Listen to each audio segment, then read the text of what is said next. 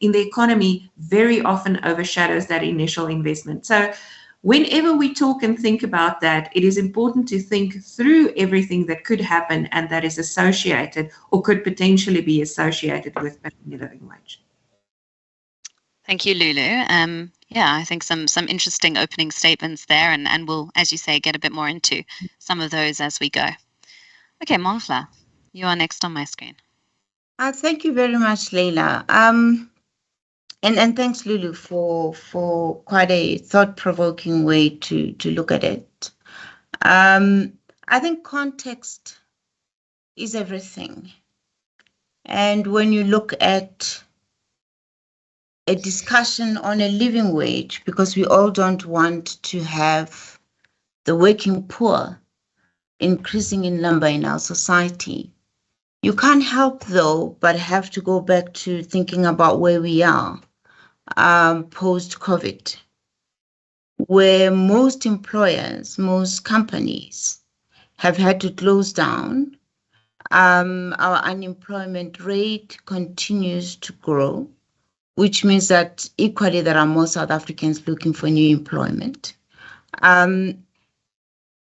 Just looking at those two without actually exacerbating the issues about the outlook of our economy, we are now experiencing a high inflation, rate, and people can no longer afford, indeed, to buy goods and services that they used to have before. We have a huge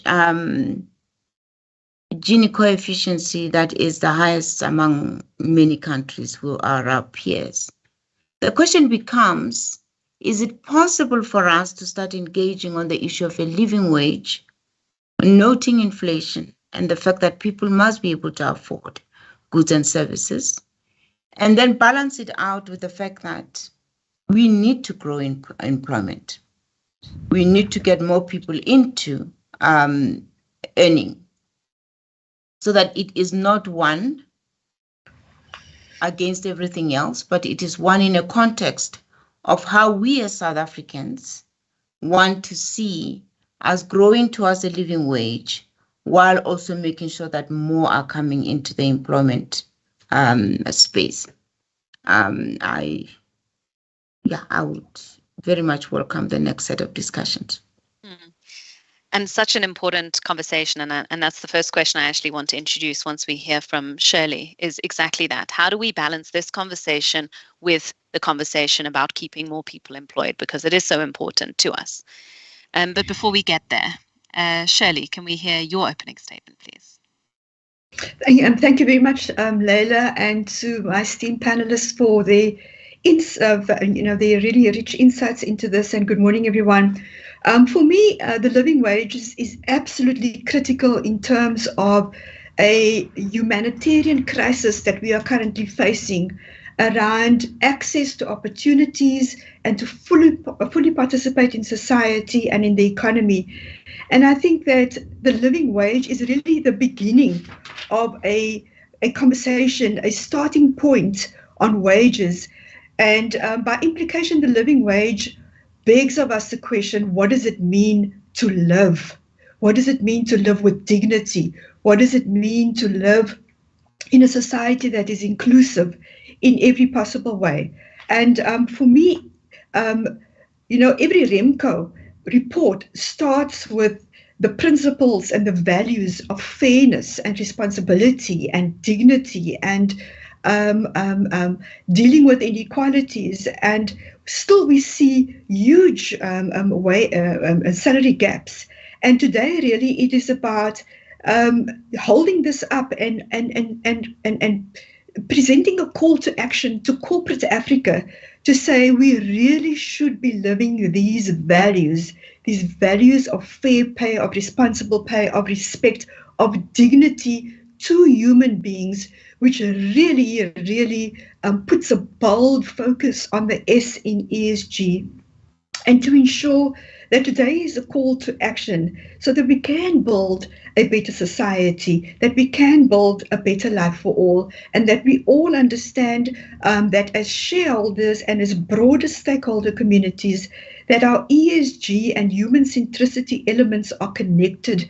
So eliminating poverty, diversity, equity and inclusion, decent work and economic growth, gender equality, quality education, access to water, sanitation, transport, sustainable communities, all of these elements are incredibly interconnected. And it is this intersection of a living wage, of worker incomes, of employment opportunities and dealing with unemployment and poverty are extremely complex in the current context, as Mondla points out.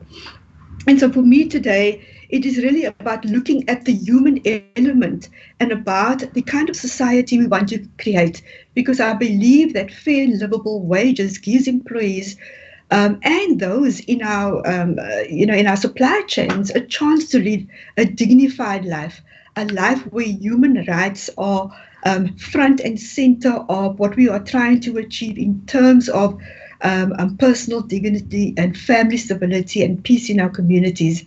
And so I really just want us to think about what are the things that each one of us can do, and what are the things that all of us as a collective can do to ensure that we are responsive wherever we are, whether we be on boards or whether we be executives, that we are applying these principles of fairness, dignity, respect, and human centricity in a responsible and accountable manner.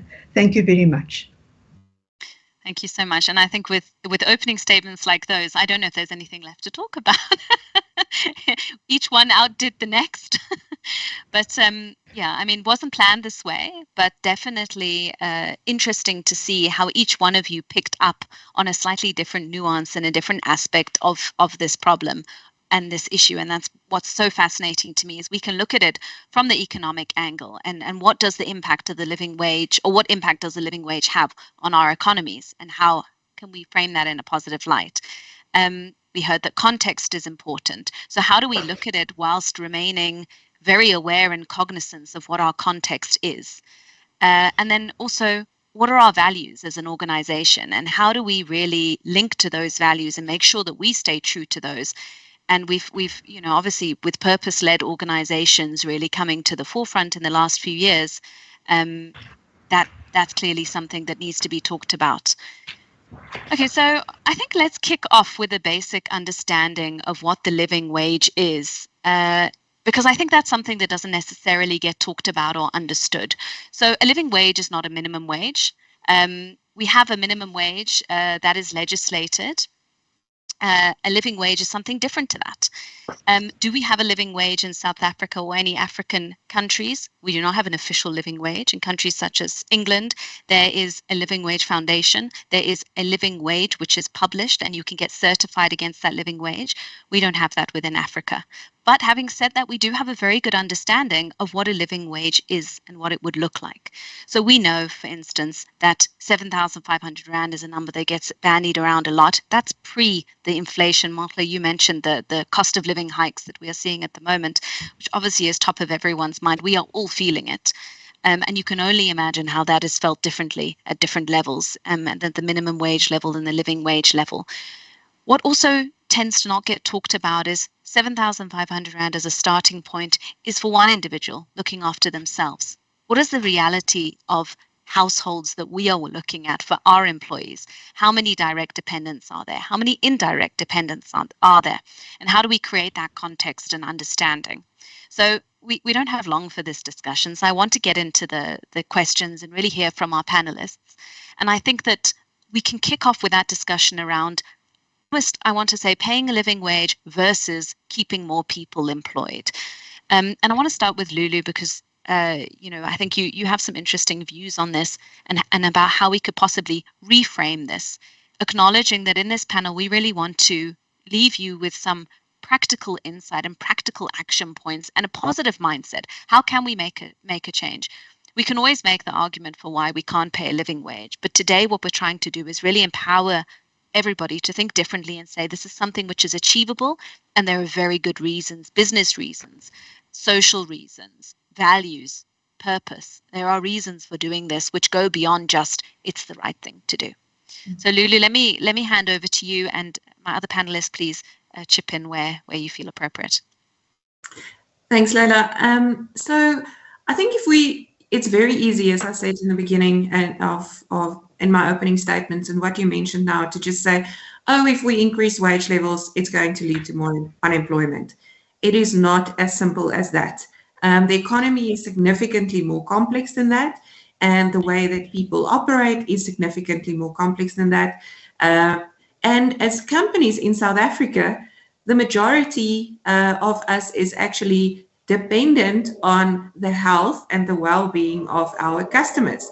About 60% of our economy is centered around consumption. And I'm talking South Africa, but it's very true for the rest of Africa as well.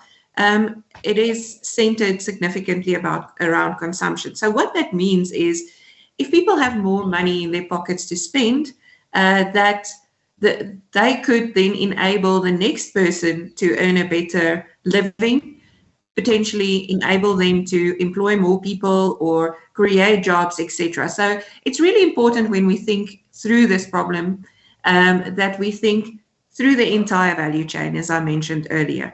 The other aspect that we also cannot lose sight of is how important this is and social cohesion is for the economic health of the country and countries that we are living in and on the continent.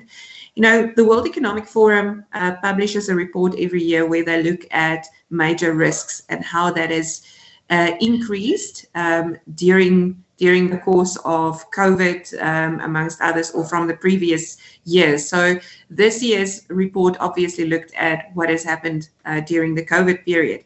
And one thing that we've seen stand out very, very clearly is that social cohesion and the cost of living crisis has become major factors, in fact, the most important factors that businesses are dealing with. And we also have a CEO survey as part of PwC, and 75% of companies and businesses on the continent has told us that social cohesion is a massive factor that they need to deal with. It's significantly more than other parts of the world. So what can a living wage potentially do? It can enable people to help themselves and to get themselves out of this poverty trap that they are in.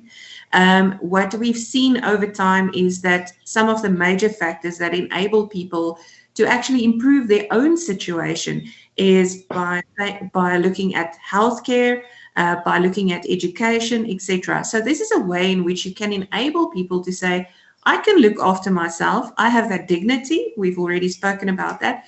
Plus, it gives me the best chance to actually put the rest of the people in my household, myself, my kids in a better position where they can look after themselves and actually get themselves out of this position of poverty. So we really should not think about this and just say, if we increase wages, it's going to lead to more unemployment. It is definitely way more complex than that. The other aspects that become very important when I touched on that very briefly, is when you look at paying people decent wages, where they can still come into work, where they can look after themselves better, where their healthcare is better.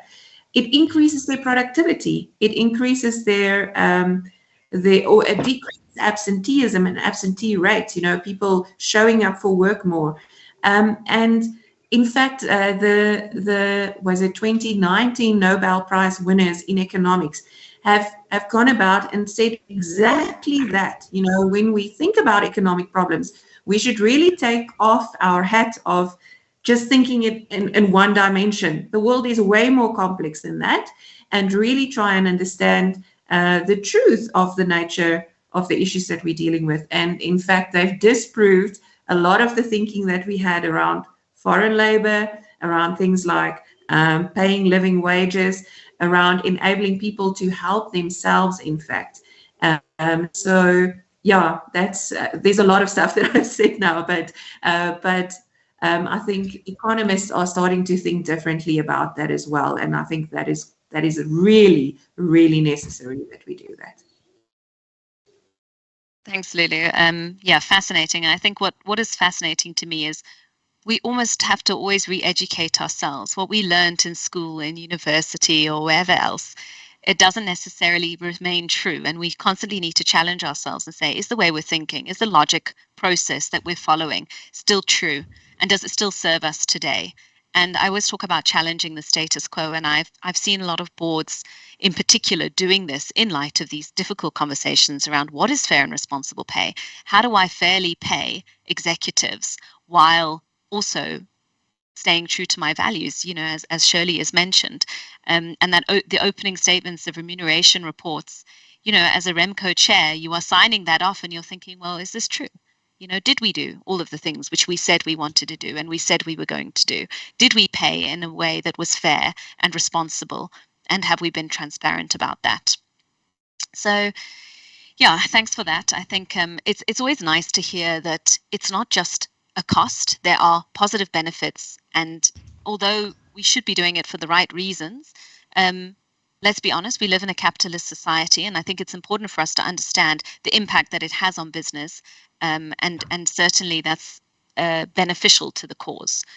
So I want to get a little bit into practical tools that boards and companies can use in their journey towards starting to think about fair pay and investigating a living wage. And I want to give that to Mongla or Shirley to start that conversation, but I'd love to hear from both of you.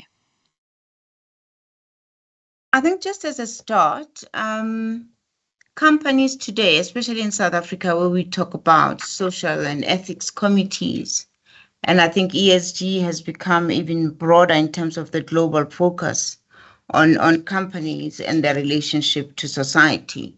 I think companies today are more aware of the impact they make to society, and they are even more enabled because the committees that are required by law force us to go and look at the lowest paid person, the highest paid person. We've got a remuneration committee that is dedicated towards how we remunerate people, so that boards can indeed say today that the tools are available for them, and I'll share some of those, through the remuneration committee to ensure that they can check whether they are paying their people fairly.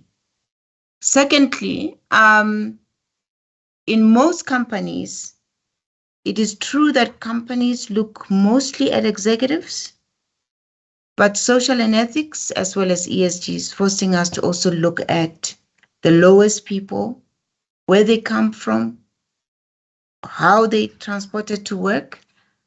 And just talking about that, I remember that a few years ago when I was working for Airports Company South Africa, I would have employees that would drive from Brits out to come to work at OR Tambo. I would always ask them, but what time do you get up in the morning? What time do you get home?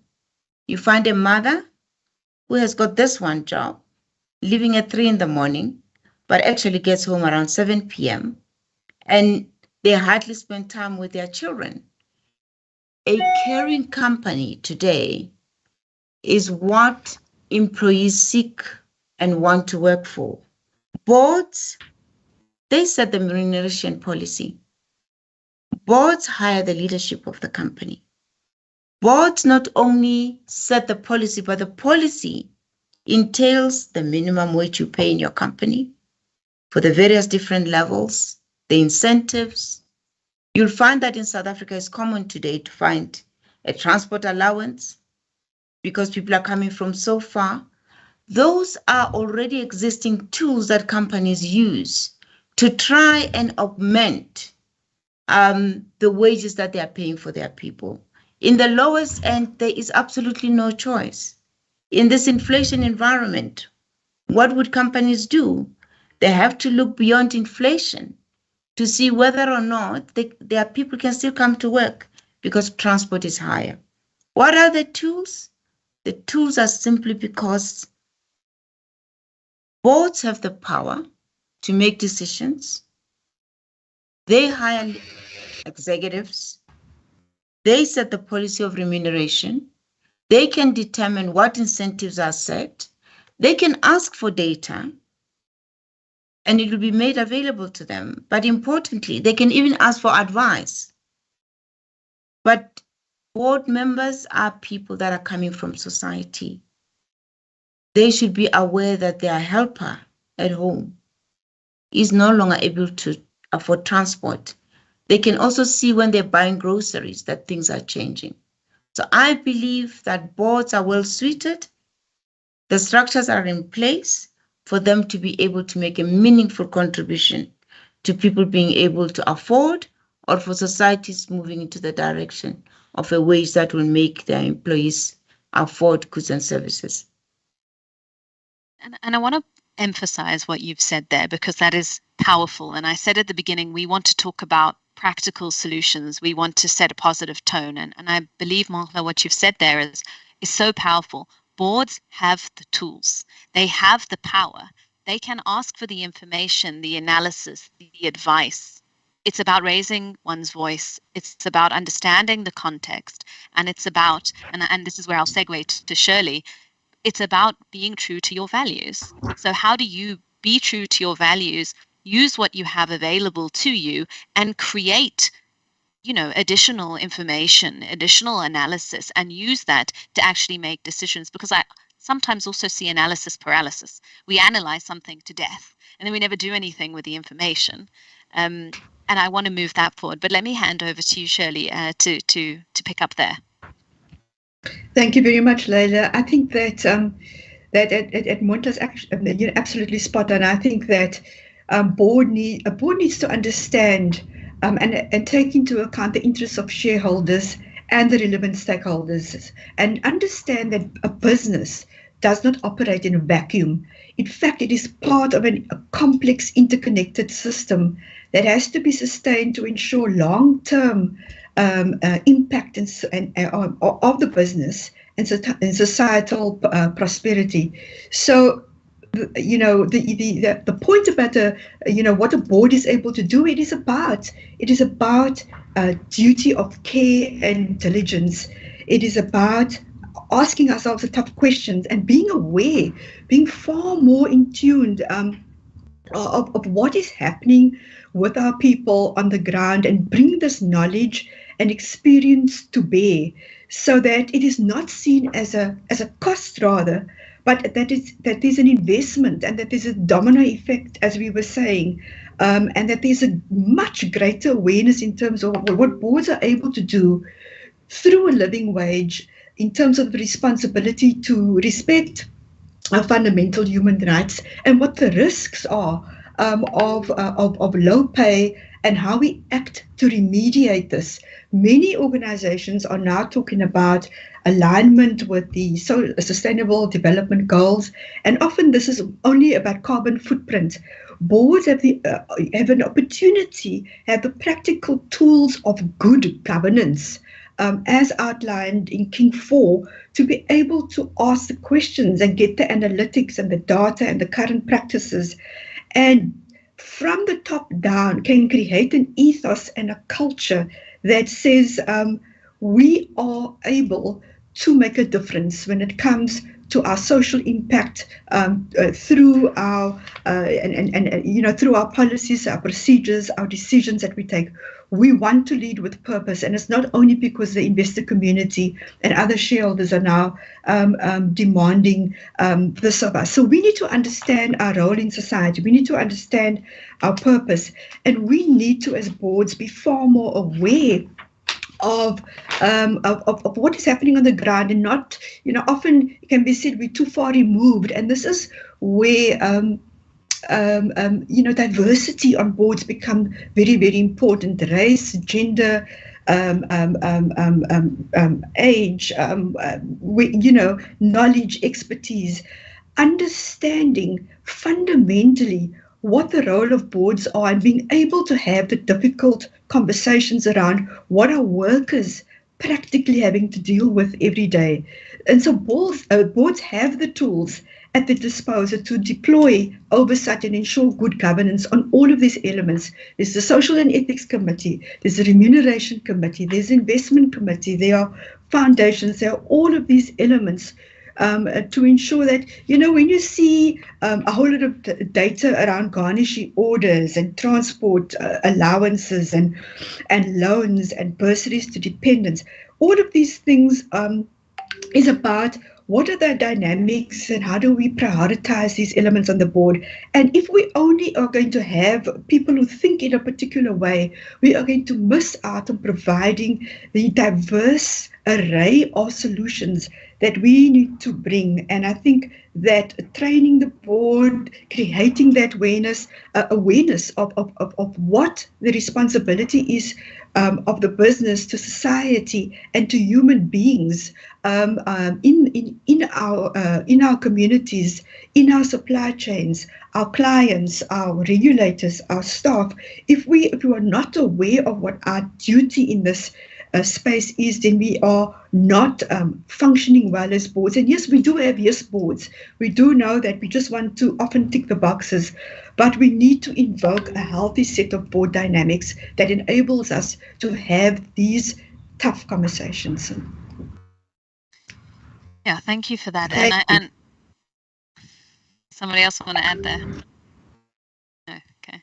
I just wanted to pick up on a... Okay, perfect. Sorry, it was just a blip in my headphones.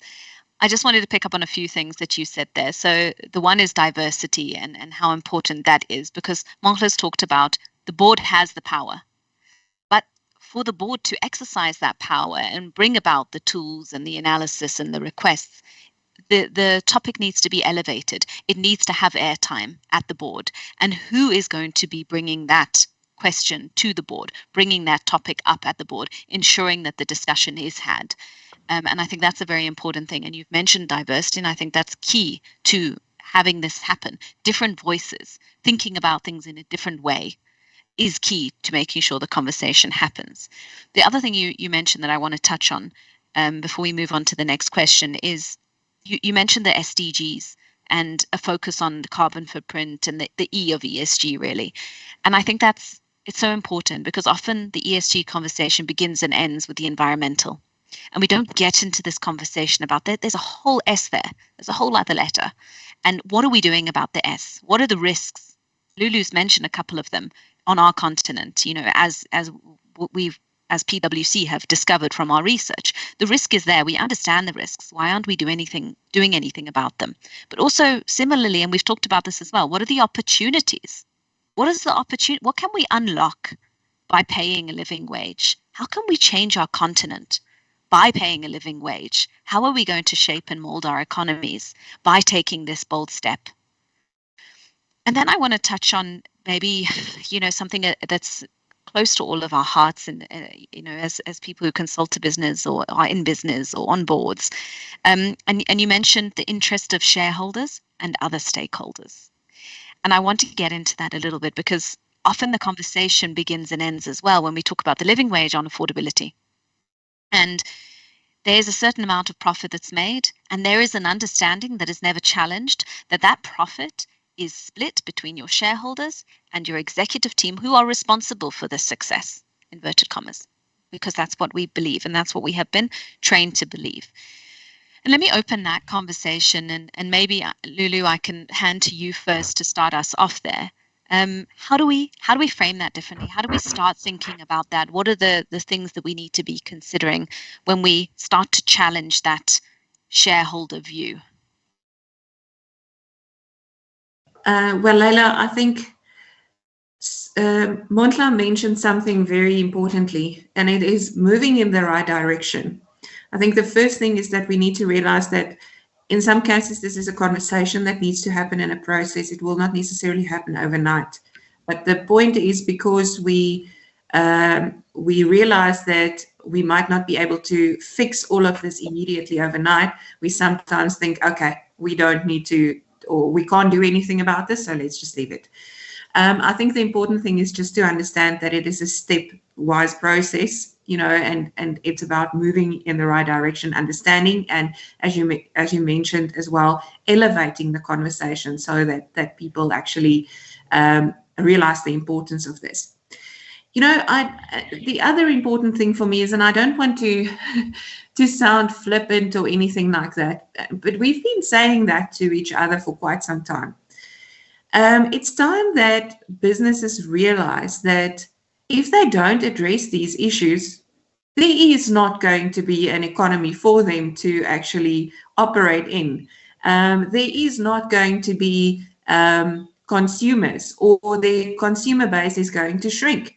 There is not going to be growth opportunities in future. So, and it speaks to what Shirley also said. If you talk about, and I agree. Of course, shareholders take risk. Of course, your executives take risks, and the boards, and they have to manage businesses. But again, we need to realize that we are not operating a business in a vacuum where our profits are only dependent on what is happening in terms of cost and income. That cost and income is influenced by an external environment. The voices are getting louder, the issues are becoming more. We cannot ignore it anymore, because then we wouldn't have a business in a few years' time to come back to. So that's the other important thing. And I know that we're saying to each other, we're saying that a lot, but it is really as simple as that.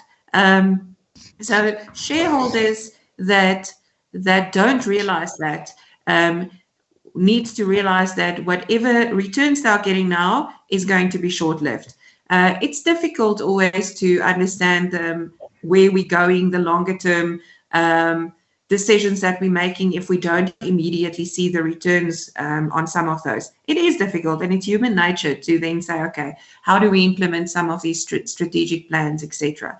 But paying a living wage should be like thinking about any other longer term strategy in the business.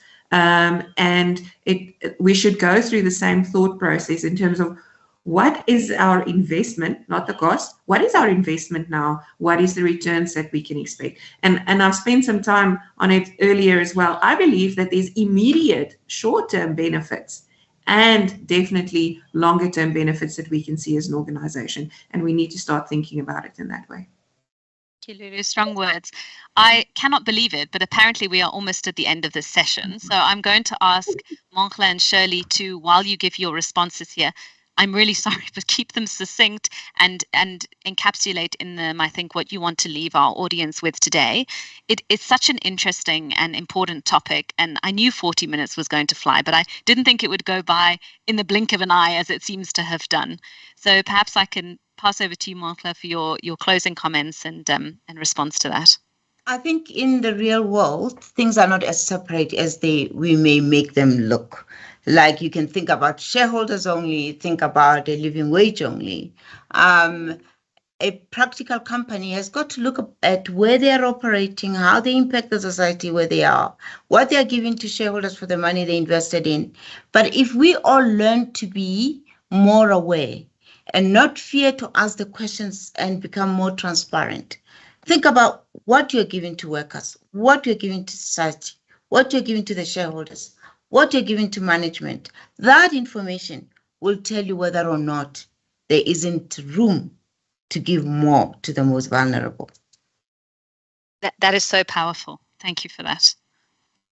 Shirley.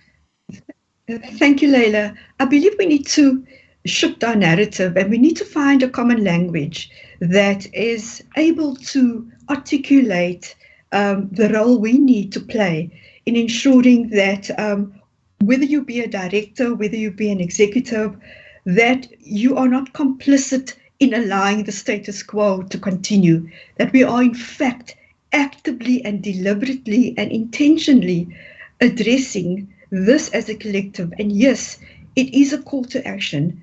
We need to get this onto the agenda. It needs to be at the top of the agenda, not squeezed somewhere into the last 2 minutes of the board agendas.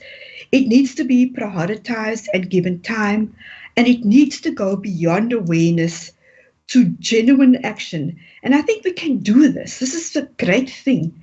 We actually can do this because COVID has been a great example where a unique crisis has hit us, and we were able to, put that onto the top of the agenda. We were able to display compassion and show that we could be more caring, that we could be more human, that we could attend to the gravitas of the humanitarian issues and well-being and social challenges we face. But I do believe that this matter of poverty, inequality, and an ongoing issue around unemployment is a parallel pandemic and a slow burn that is going to destroy us if we do not start to do something very, very urgently about the S in ESG. So today I really just want to encourage those organizations who have the courage to lead and to be the trailblazers and not wait for something to happen, not wait for legislation, not wait for government,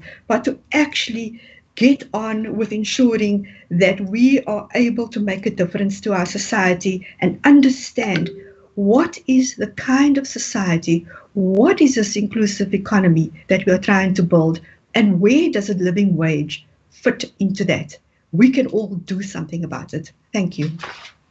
Thank you so much. You've got all of us nodding, and I'm hoping the audience is nodding along with us. So thank you, everyone. Thanks to all the panelists for your time, and hopefully everyone's enjoyed this conversation.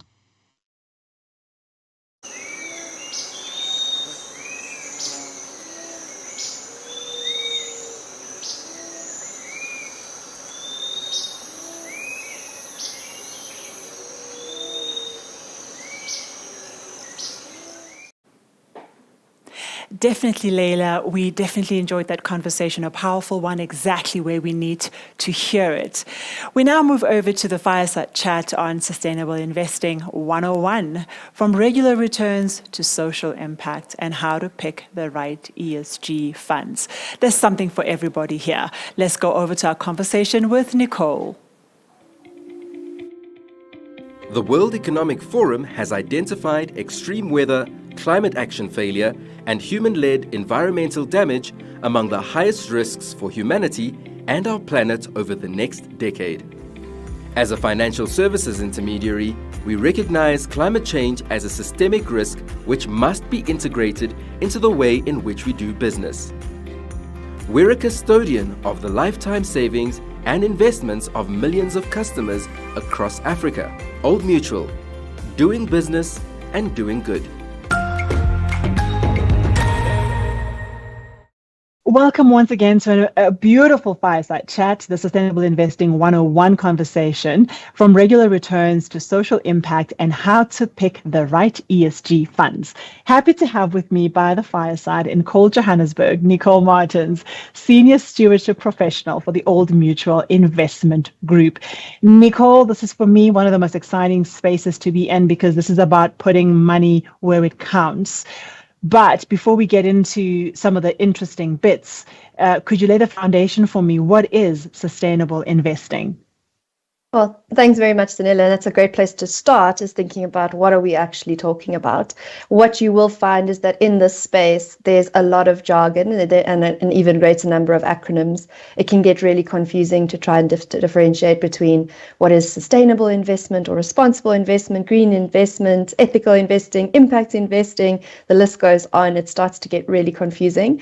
When we're thinking about sustainable investment, what we're focused on is investment that is integrating environmental, social, and governance factors, so ESG factors, into the way that we make investment decisions and then the way that we actively steward the investments that we've made. So it's about taking what we would have traditionally considered to be non-financial factors, but incorporating that into the way that we calculate those risk-adjusted returns. So essentially, it's about broadening your risk and opportunity matrix to think about things that are not necessarily reflecting directly on the balance sheet. And it's investment that's really looking...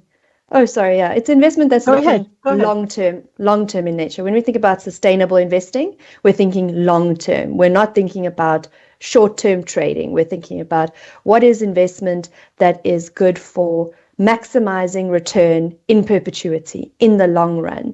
And that necessarily shifts your focus to also look at things that are related to broader environmental, socioeconomic, macroeconomic stability. So it's a lot broader way of looking at your investments. It's a lot more holistic and integrated concept.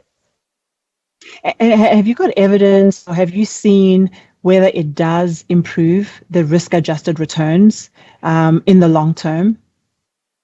Yeah, so this is a really contentious topic at the moment. You would probably have seen that ESG performance has been in the news lately. So there is definitely some research that suggests that the integration of ESG leads to outperformance. So there's studies that have been done, and it's quite intuitive, that tells you, show us that companies at a company level, if you effectively integrate material ESG issues into the way that you develop your strategy and your operations, you will outperform. And that's logical. It makes sense. We know that if you know which risks you're facing, you probably will have better risk management practices. We know that you'll probably have lower costs of capital, you'll have better loan spreads, probably better customer loyalty when you're thinking about, for example, social issues. So intuitively, as an investor, those are the companies you want to look for, because those are the ones that are most likely to outperform financially. And there is some research that suggests that integrating ESG factors effectively does lead to financial outperformance in the long term. But really, the truthful answer, if I'm very frank, is that it depends, right? Because just integrating ESG doesn't necessarily equal outperformance. It's about, have you focused on the right issues? Are you addressing them appropriately? And of course, the answer to the question is in the question. It's about the long-term performance. So if you're judging it on a short-term change in performance or return, you might not have waited long enough, right, for that outperformance. So, something like fossil fuels is a great example where you're seeing a short-term run right now. So when you compare that to like a green economy performance right now, it's not going to be a fair case, right, when you compare it to a 10-year or a 15-year horizon. So it really depends. There's a lot of evidence to support it, but there's a lot more research that needs to be done on that particular link. What we do know for sure, though, is that by effectively identifying and then managing and monitoring ESG risks and opportunities, you definitely avoid the introduction of unnecessary risk into your portfolio. That is definitely something that you do. Nicole, as part of the other fireside conversations, it seems that organizations don't have a choice but to think long term and to really implement ESG as part of their sustainability, especially, for example, in the retail space. Do you think that we are feeling enough of a current pinch to understand that we have to adjust to the environmental impacts and pressures in order to maintain a healthy environment around us so that organizations can thrive? Do you feel the natural movement and the impetus, happening in the space?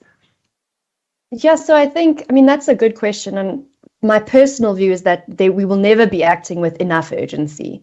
We can never be taking this seriously enough or moving quickly enough. But what we definitely do see in the industry is that things are picking up. I'm an economist by training, so I do have a tendency to believe that the markets are efficient when things are priced correctly. I do feel like we haven't been pricing ESG factors correctly, but we're learning very quickly now how to do that more accurately, and we're seeing the market respond to that. So there's definitely a pressure that we're facing in terms of the financial materiality of these issues. We're seeing that when you to our previous question, when you do integrate ESG factors, you tend to see an upside. When you don't take them into account, you definitely see a downside. You pay, if you don't take them into account today, you pay for them tomorrow. We've seen that with Steinhoff, with Africa Bank. We see that with things like Exxon, with the Glencore fines that are being paid. If you don't take them into account, you do pay for them later. So that financial imperative is very strong. And it's definitely seeing some shifts in sort of re-rating of stocks and the way that businesses are operating. They realize that this is the way to go if they're going to be able to still be here in the transition after the transition to the new normal.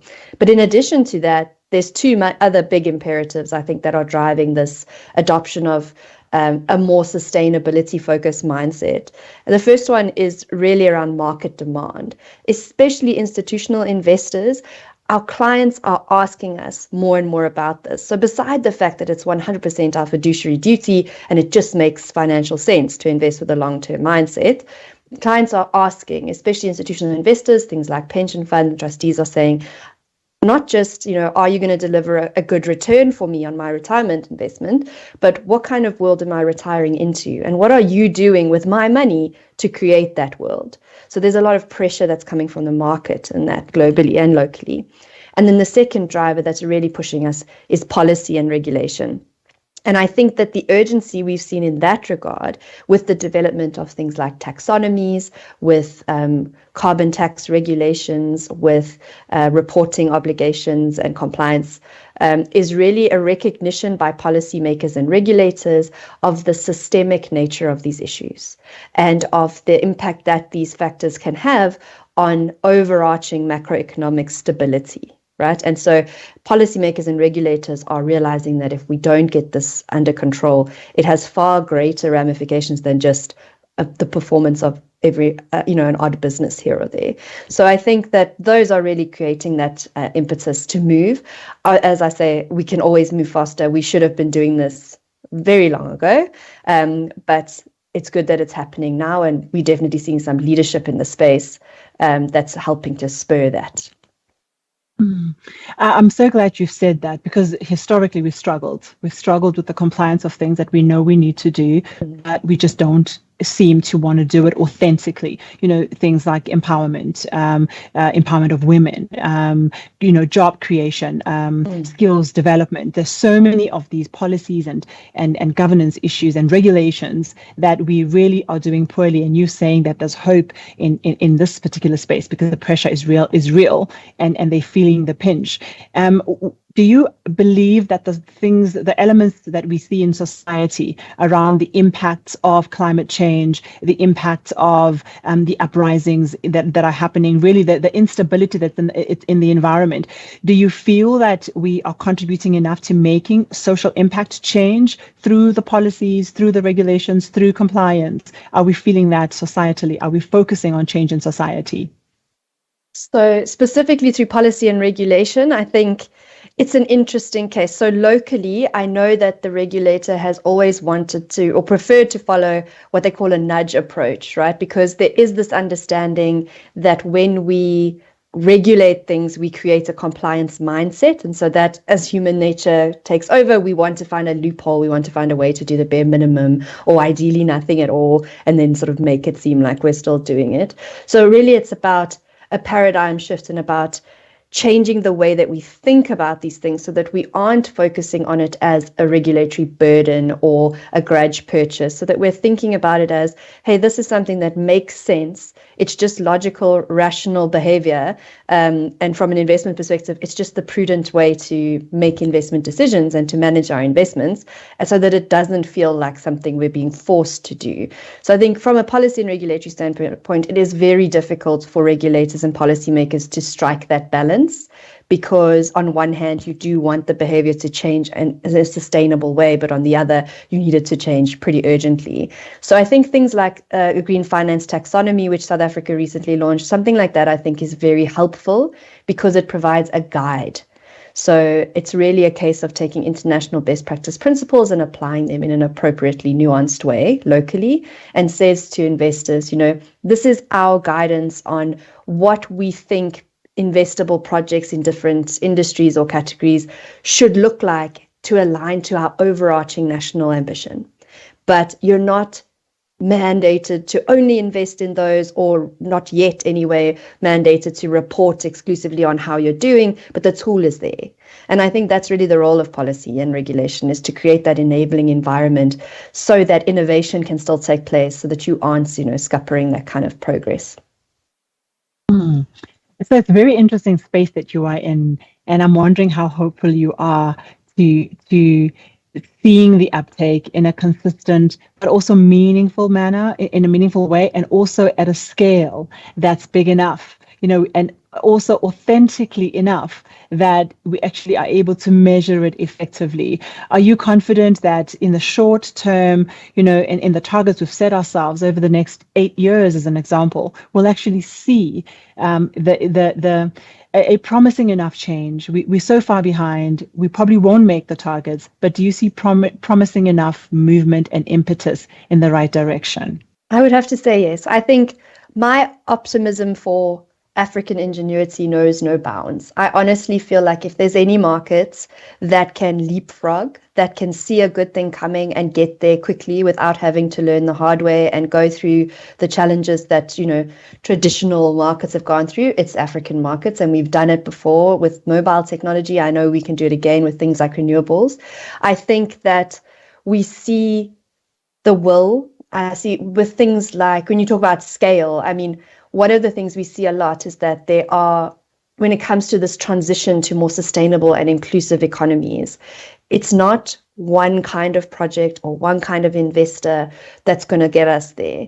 On one hand, yes, there are going to be mega projects, things like, transforming the energy grid in South Africa, the energy complex. I mean, that's a massive project. It has to happen for us to get there. At the same time, there are thousands, if not tens or hundreds of thousands of micro projects that also need to happen. And those are two different kinds of investment that you're looking at.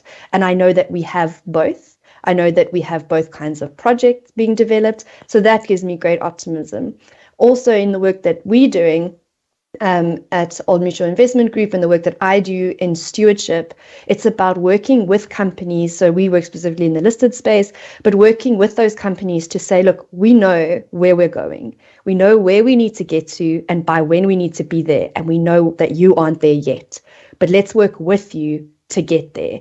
What do you need? What do we have? How can we support? And the fact that we're having those conversations, the fact that this role even exists, the fact that we can do that is incredibly promising.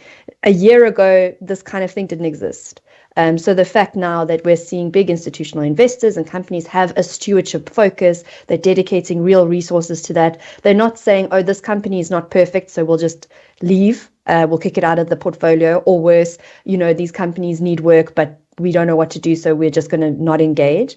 The fact that we're actually having those conversations, that we're driving towards a shared objective, that makes me very optimistic. I know that we might not get 100%, but we're definitely making progress, and that's very exciting. I say, to hear and to listen to an optimistic economist is really good news. Now, we are going into this space with, I'm assuming, tell me if I'm wrong, the same leaders, the same shareholders, the same investors. How have they changed their thinking? How has that changed to enable it? Because ultimately it is shareholders, it is senior leadership, CEOs and ExCos that determine the direction of these organizations.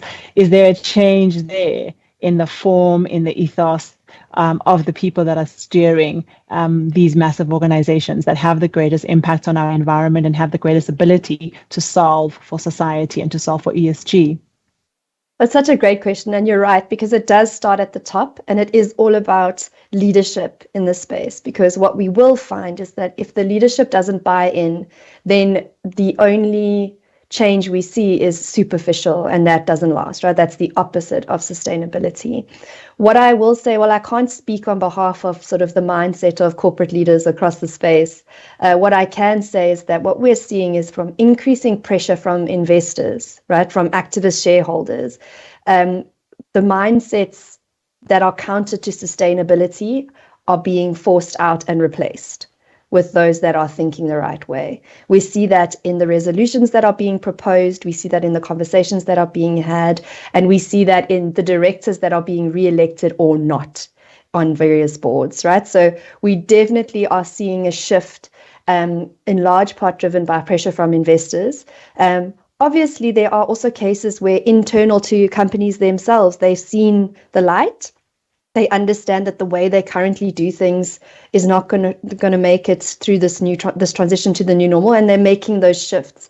And that also really needs to be commended. And then in some cases, we've seen that the previous ways of thinking are being punished, and so the change is coming. And at this stage, whether you're doing this because you truly believe in the negative impacts that we are set to face because of the climate emergency, whether you're doing it because you're worried about some big carbon tax bill or a fine, or whether you're doing it because of pressure from your investors, it doesn't really matter. The biggest thing is that you're doing it and that you're making the change, because we are running out of time.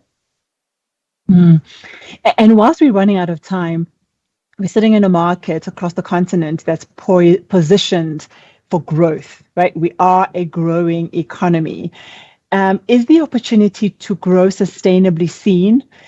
Is the value proposition to see this growth translate into what you said earlier, and I completely agree with you, that we could be the role model to the rest of the world on what sustainable growth looks like? Or do you feel that there needs to be a little bit of sacrificing of this growth in order to reach our ESG goals?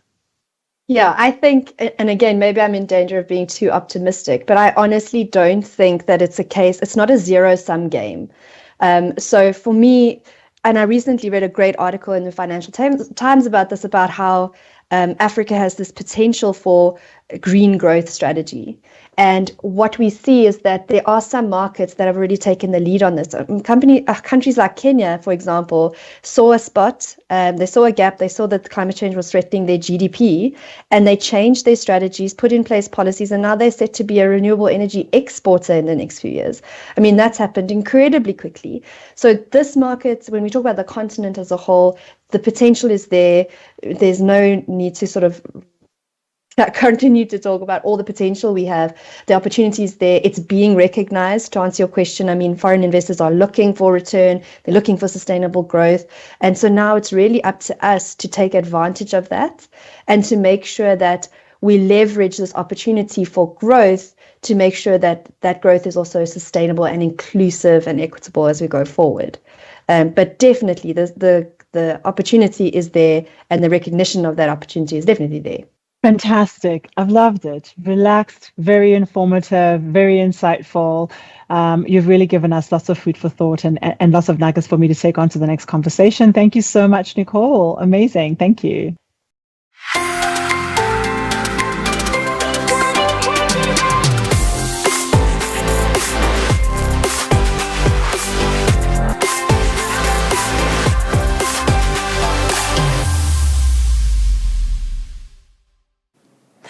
Welcome back, and thank you so much to Nicole. Today we seem to really be getting to the heart of some hot issues. Thank you for your engagement. Keep talking, and let's talk to each other.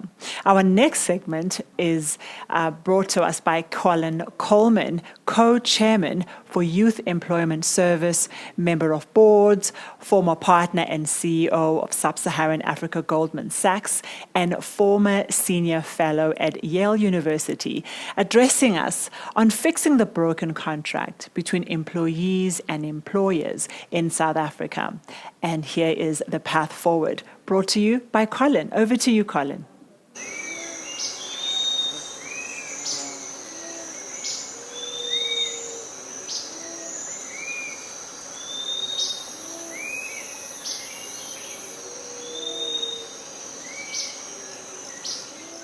It's wonderful to be with you today.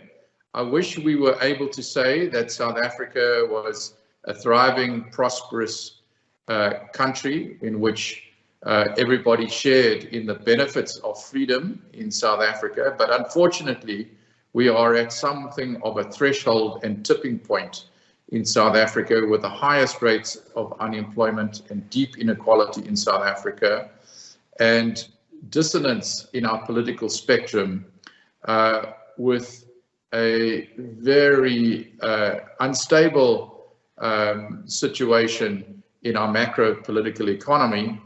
And in the background, we have indeed a situation where the world is facing many threats, not least of which are climate change, the war in Russia, which is driving energy prices higher, global inflation, and many people think stagflation. So the backdrop, both globally and domestically, is a challenging one. In the middle of this reality, we have a reality of extremely high unemployment and intense conflict within the workplace. And therefore, it is my belief that we need to fix the broken contract between employees and employers in South Africa. Why do I say that the contract is broken? If you look inside the South African employment statistics, you will see that roughly 14 million people in South Africa are employed in the formal economy, and roughly 12 million people are outside the formal economy looking for work but unable to find it or have given up looking for work. So amongst the 14 million people that have the luxury of having employment, we need to make sure that there is an optimization of the mutual interest between those people in providing pathways to those who do not have employment to participate in the benefits of our freedom and our economy.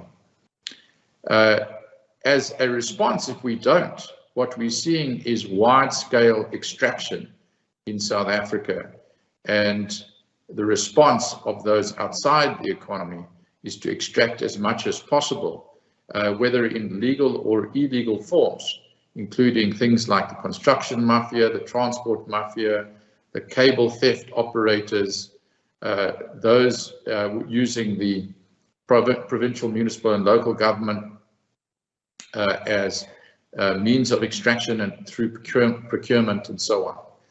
And so what we need is we need the stabilizing influence of both workers and employers to cooperate to optimize the benefits of the economy for those who are in the formal economy and to help grow it. Now, if we look at South Africa, and I'm a great fan of Neil Froneman from Sibanye, but it's an example, a stark example of the high levels of inequity within the formal economy, that you see a situation where 10,000 workers in Sibanye were striking with a pay differential gap in their wage demands of around 200 Rand per month. At the same time as Sibanye announcing a pay compensation, annual compensation package for the CEO of 300 million Rand. This is just one very stark example amongst thousands, if not hundreds of thousands of examples of firms that are battling to find the right balance between the distribution of benefits and rewards between the employers and employees in South Africa. And obviously this has a cost. It has a cost in terms of productivity of the workforce. It has a cost in terms of lost days, lost to strikes. And so the antagonistic relationship that exists between employers and employees is dysfunctional to South Africa. And as we talk about sustainability, what we want to do is potentially rethink the contract between employees and employers. Now, what would such an example be? Have a look at the German co-determination model, where effectively supervisory boards of companies are contracted by law to have an equal number of trade union representatives and worker representatives and management appointees or shareholder appointees in the supervisory board. And they appoint the management board of German enterprises. This is a post-Second World War phenomenon in which workers and managers rebuilt the German economy. And it's a very interesting example from bottom up with workers' councils and other forms of governance, effectively meaning that in Germany, they have a partnership between employees and workers and the management to drive the performance of these companies from the business planning process, the training process, the compensation process, the benefits and general regulation of the work environment being set by these groups. Now, I'm not suggesting that in South Africa that tomorrow we should have half of all the boards of our companies being occupied by worker representatives, but we should think about the possibility of legislating an environment in which workers participate in the boards of companies, number one, in order to infuse those companies with the interests of the employees. And secondly, that we should rethink our Black economic empowerment model to include more for two things. One, worker and other beneficial interests in those companies, participating in equity in the companies through employment share ownership programs, and other retail schemes for beneficiaries of those companies, depositors in banks, mobile phone users of mobile companies, and so on and so forth. Secondly, with respect to communities, that communities are accommodated in the form of community trusts. In other words, those surrounding factories or mines in the communities who have many members working in these locations can participate in the equity of these firms through community trusts managed by trustees on their behalf, but effectively they get economic benefit. Now, some of those features are already commonplace in South Africa in some respects of community trusts, but it's a matter of emphasis of making sure that we have the right incentives in place.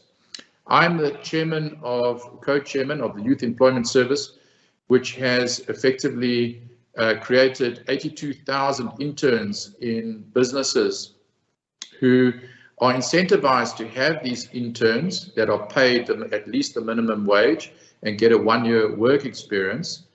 They are incentivized to include, interns in their businesses because there's empowerment credits for those that do and meet their quotas, and you get the benefit of the employment tax incentive rebate for employing youth in the firms. And that is a good example of the right kind of incentives that make this kind of partnership between government and business operable and incentivize people to do the right thing. In this case, put youth into first-time employment opportunities so that their probability of getting a second job is optimized. So if we were to rethink the contract between employers and employers, in Germany, the experience has been less days lost to strikes, higher productivity, higher training and skilling of the workforce, and a partnership model which has placed Germany in the top quadrant of economic output in Europe and in the world. And this feeds growth. At the bottom line, that is what we need to do. We need to rethink our model so that we optimize growth in order for our democracy to survive, for our democracy to be sustained. We have to have a sustainable economic model, one of partnership between employers and employees. And so I urge you with these thoughts, these brainstorming thoughts, to rethink ways in which we can create a partnership between our employers and employees and those inside and outside the economy in South Africa. I wish you well with your conference and hope that it is a productive and fruitful endeavor for you. Thank you very much.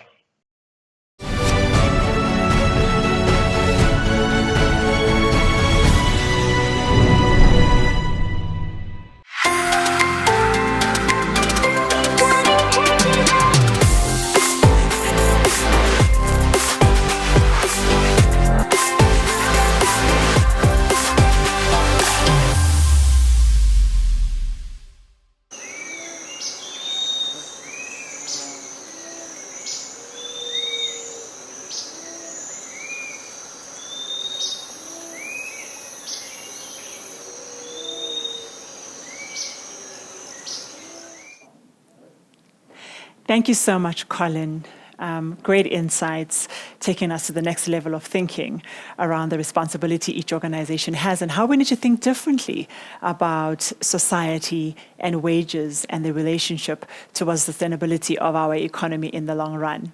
We now move over to our next fireside chat on sustainability frameworks.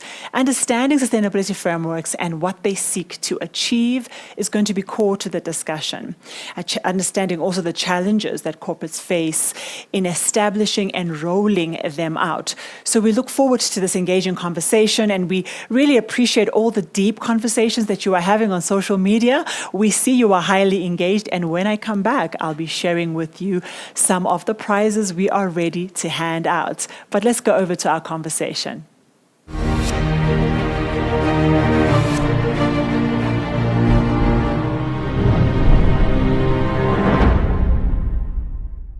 Okay, Thank you so much for joining me, Sasha, Portia, and Greg. Let's jump straight into it. We've been waiting for this conversation. Again, another very topical, very complex, but we're going to make sure that we simplify it and we give a very good perspective on what sustainability frameworks are. We need to understand these. We need to seek to achieve the challenges that they pose for us. And we also need to see how we need to incorporate them in our organizations and roll them out. And perhaps I can start with you, Sasha. Give us a bit of an overview of sustainability frameworks, what they mean for this journey towards a just climate. Thanks, Anele. It's such a broad topic. Where to start? I think maybe let's start sort of looking macro. And when we talk about sustainability frameworks, there really are so many, and this means something different to everybody, really. But I think there will be a number of frameworks or guidelines, reporting guidelines, that will be very familiar to people. There are a number of sustainability accounting standards. There are frameworks like the United Nations Sustainable Development Goals, which arguably form a blueprint for sustainability across the planet in terms of setting out 17 universally accepted sustainable development goals. You get frameworks like the International Capital Markets Association, Loan Markets Association, that have established guidelines and principles around which people can access sustainable finance. You get frameworks like the TCFD, and there's a number of various acronyms here, which is the Task Force for Climate-Related Financial Disclosures, which is a mouthful. You get the Principles for Responsible Banking. So, I could go on, but essentially there are a number of guidelines that create a level of consistency and transparency, really. And hopefully over time, those should see the private sector and the public sector really moving in the same direction towards achieving sustainability goals. Thank you. And that's at a macro level. Greg, perhaps you want to go to the next level and talk to how then are they put into place within the financial services sector? Yeah, thanks, Anele. I think that's absolutely right. I mean, at the institution level, at the, I guess, borrower or corporate company level, I think a framework more than anything else sets like the parameters and the guidelines and is an important tool for a company to use as it's passed its own, ESG journey. It provides an opportunity, I guess, to take something that is relatively a conceptual idea and make it practical. So putting down on paper, what is our strategy? What is our ESG strategy? What are some of the objectives? What are we focused on?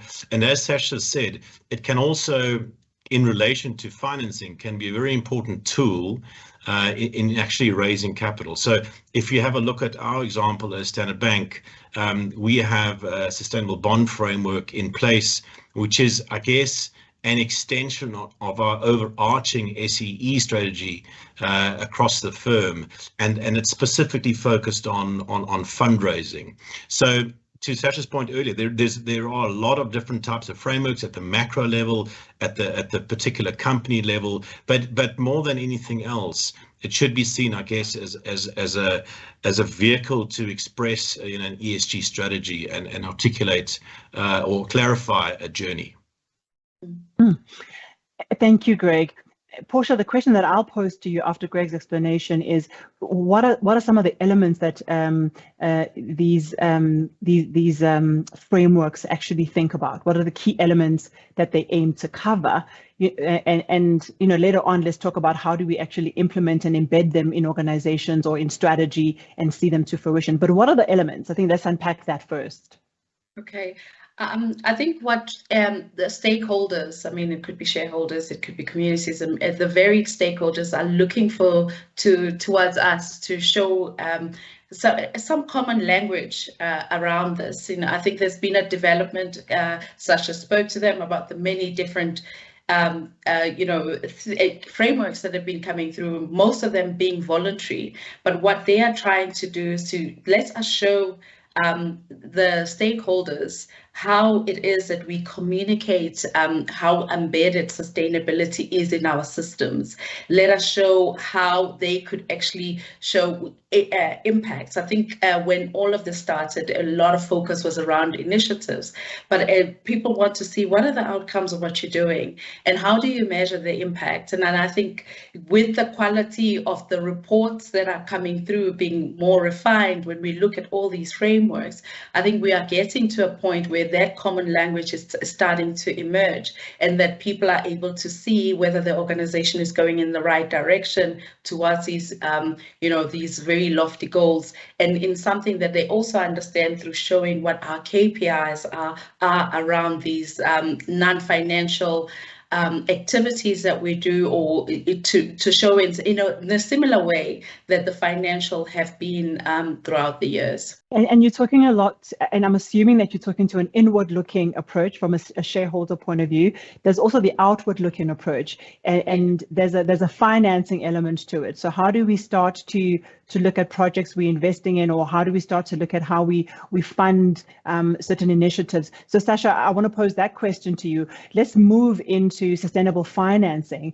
Do these frameworks influence sustainable financing, and how do they do so? And let's continue really unpacking that journey.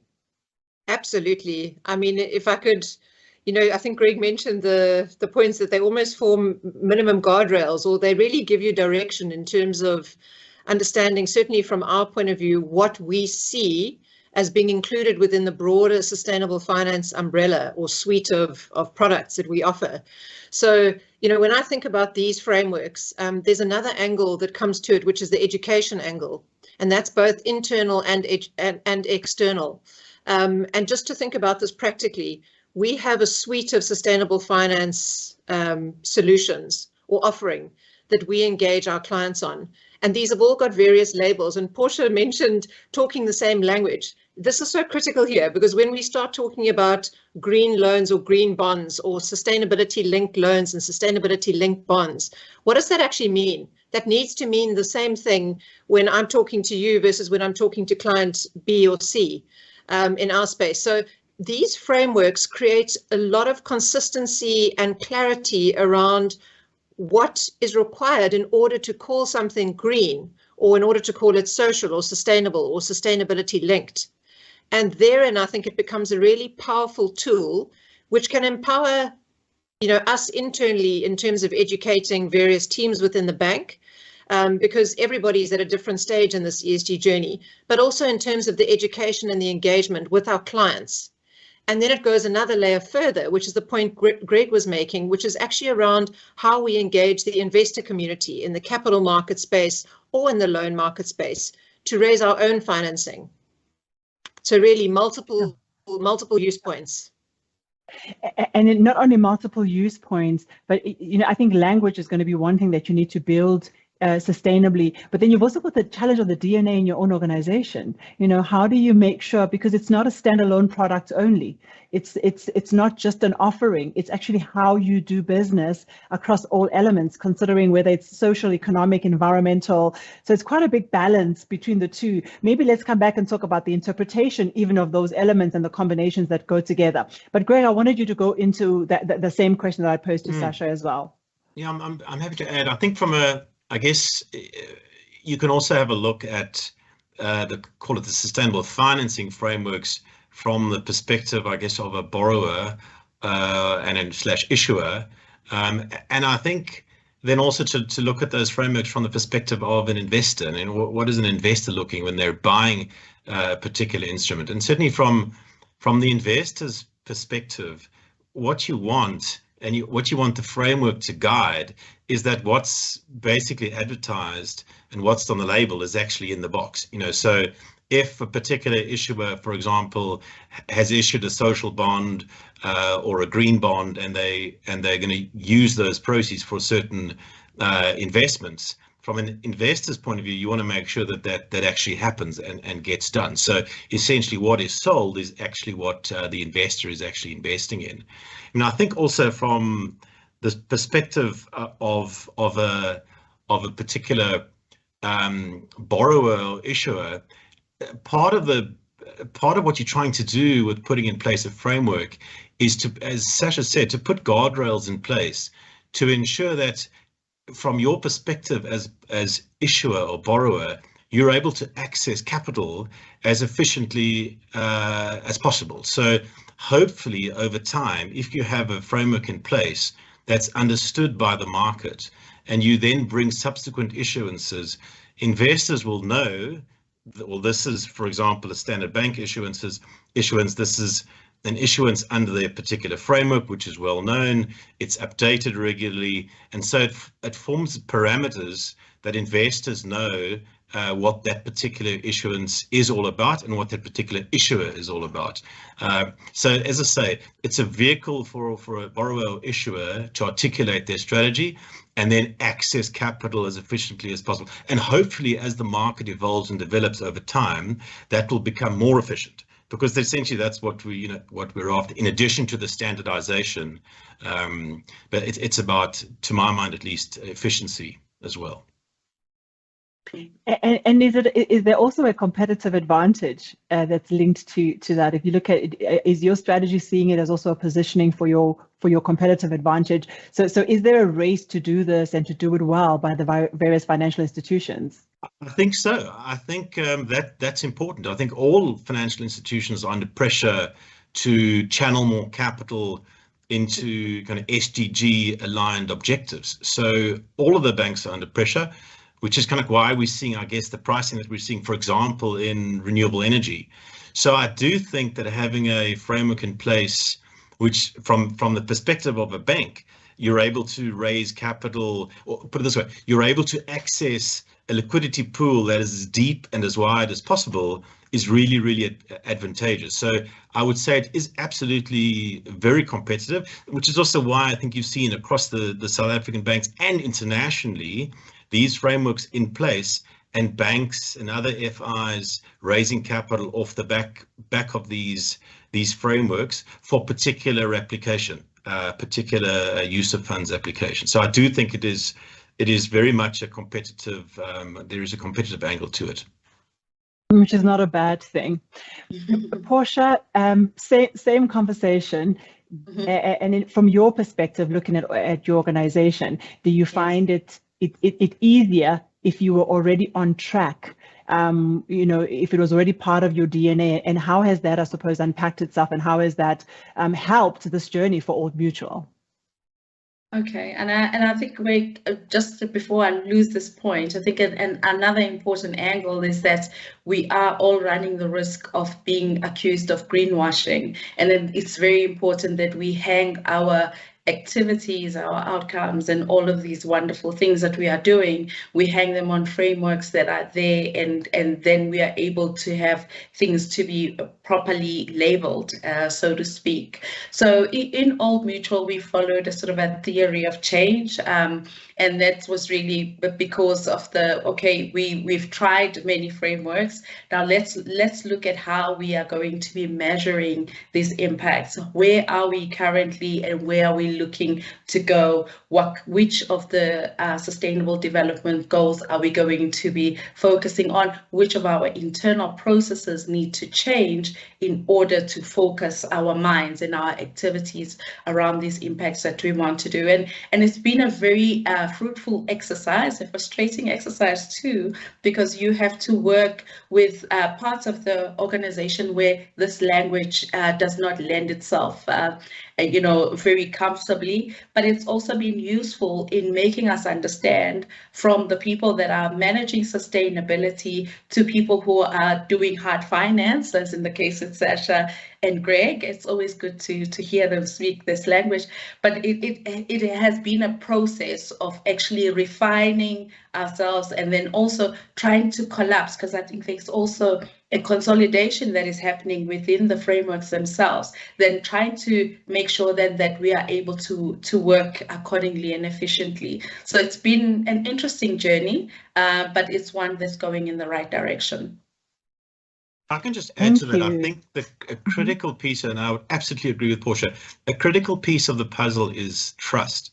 And I think if you have a look at, I guess, a relatively fragmented framework market globally, everybody is bringing out their own standard, their own requirements, their own regional nuances. And to an extent, I guess the global sustainable finance industry hasn't self-regulated itself that well. And I think you may find that, you know, more formal regulation is coming. But and I think that, I guess, lack of, self-regulation has resulted in to some degree a breakdown in trust, and you are seeing that, you know, with certain cases around greenwashing, certainly of late. So I think the consolidation around frameworks, common language, common methodologies and approaches is really to be welcomed and embraced. And I'm certainly hopeful that over the next couple of years that trend will continue. Sasha, this could be a difficult question to ask you on the back of what Greg has said and Portia have said. Would you be able to take a view on what the golden thread is, or what the key elements are that really, and I'm hoping, and this might be a big hope, is that they all work together, you know, from the accounting standards to the SGDs, to the, you know, TCFDs. Is there something golden that holds all of us together that really should form the backbone of everybody's efforts towards you know, the frameworks or the application thereof?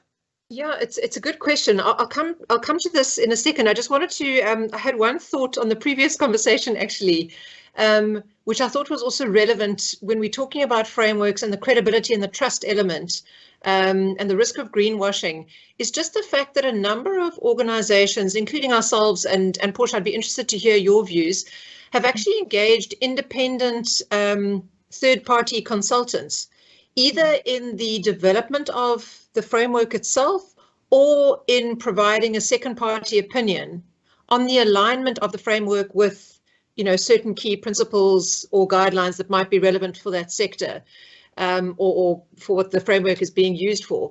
And I think that is really important, because when you do start unpacking this trust element that Greg was talking about, the credibility aspect is critical in what we're doing here. So I think that's a really important element of the framework discussion that I just wanted to raise before it goes out of my mind. Portia, I don't know whether you, as Old Mutual, did you use... Do you want to lean into it? Yeah, I'd just be interested to hear Portia's...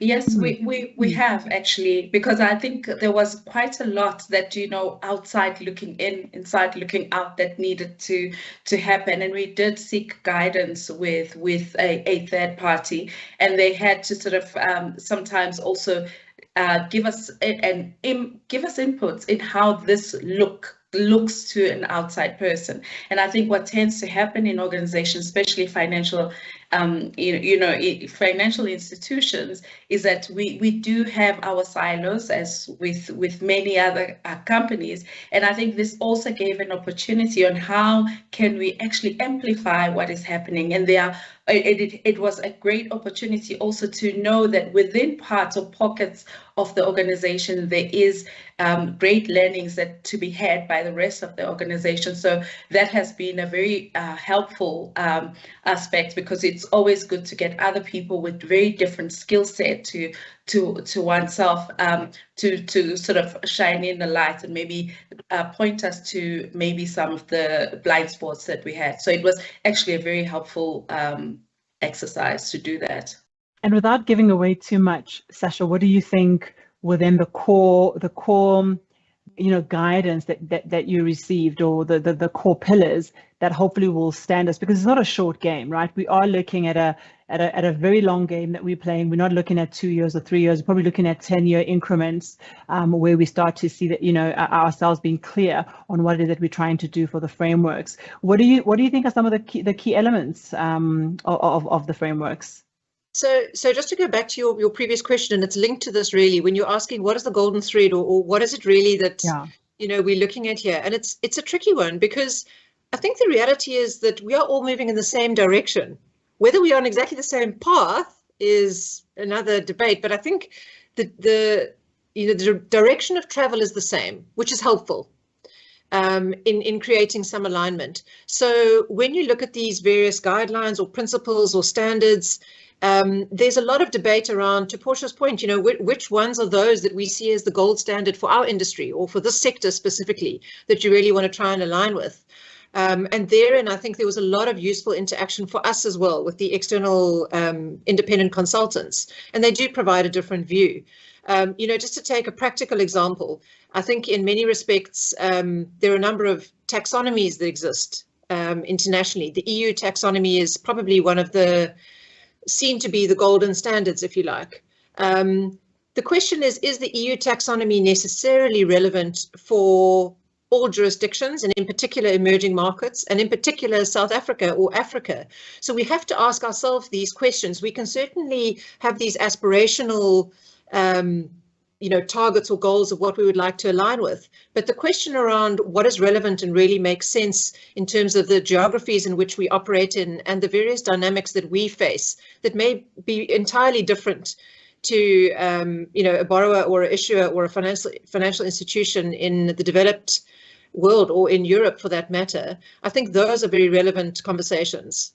And this is actually happens across all the elements of climate change. We're all having to consider who we are as a country, who we are as a continent, and say, what is it that we need to do to achieve or to handle? What are our own obstacles? What are our own challenges? So I want to perhaps, Greg, for you to lean into what are some of the obstacles and challenges we face in the country as we roll out these frameworks, but also, you know, as we go around, let's also talk about some of the benefits that we've already seen in the development and implementation of the frameworks. So perhaps I can just also raise a thought that that came to me with the previous question around golden thread. I think that the critical things are across all of the development, I would say globally. It's around, and I would absolutely agree that we're headed in the right direction, and it's really encouraging. I would say that the golden threads are a move towards standardization, a move towards consistency across different standards. Integrity is super important, and then from a reporting point of view, to the first point that Portia made, I think transparency around reporting is absolutely critical. So for me, those are common threads around, I guess, the standardization of different standards and frameworks. I think some of the benefits, I think you, as it pertains to raising funding, whether it's capital market funding or loan market funding, it's really efficiency, giving investors the ability to compare apples with apples, and essentially understand what they're investing in, and it's super important for many stakeholders. I would say some of the challenges in the rollout of these frameworks, it's really just to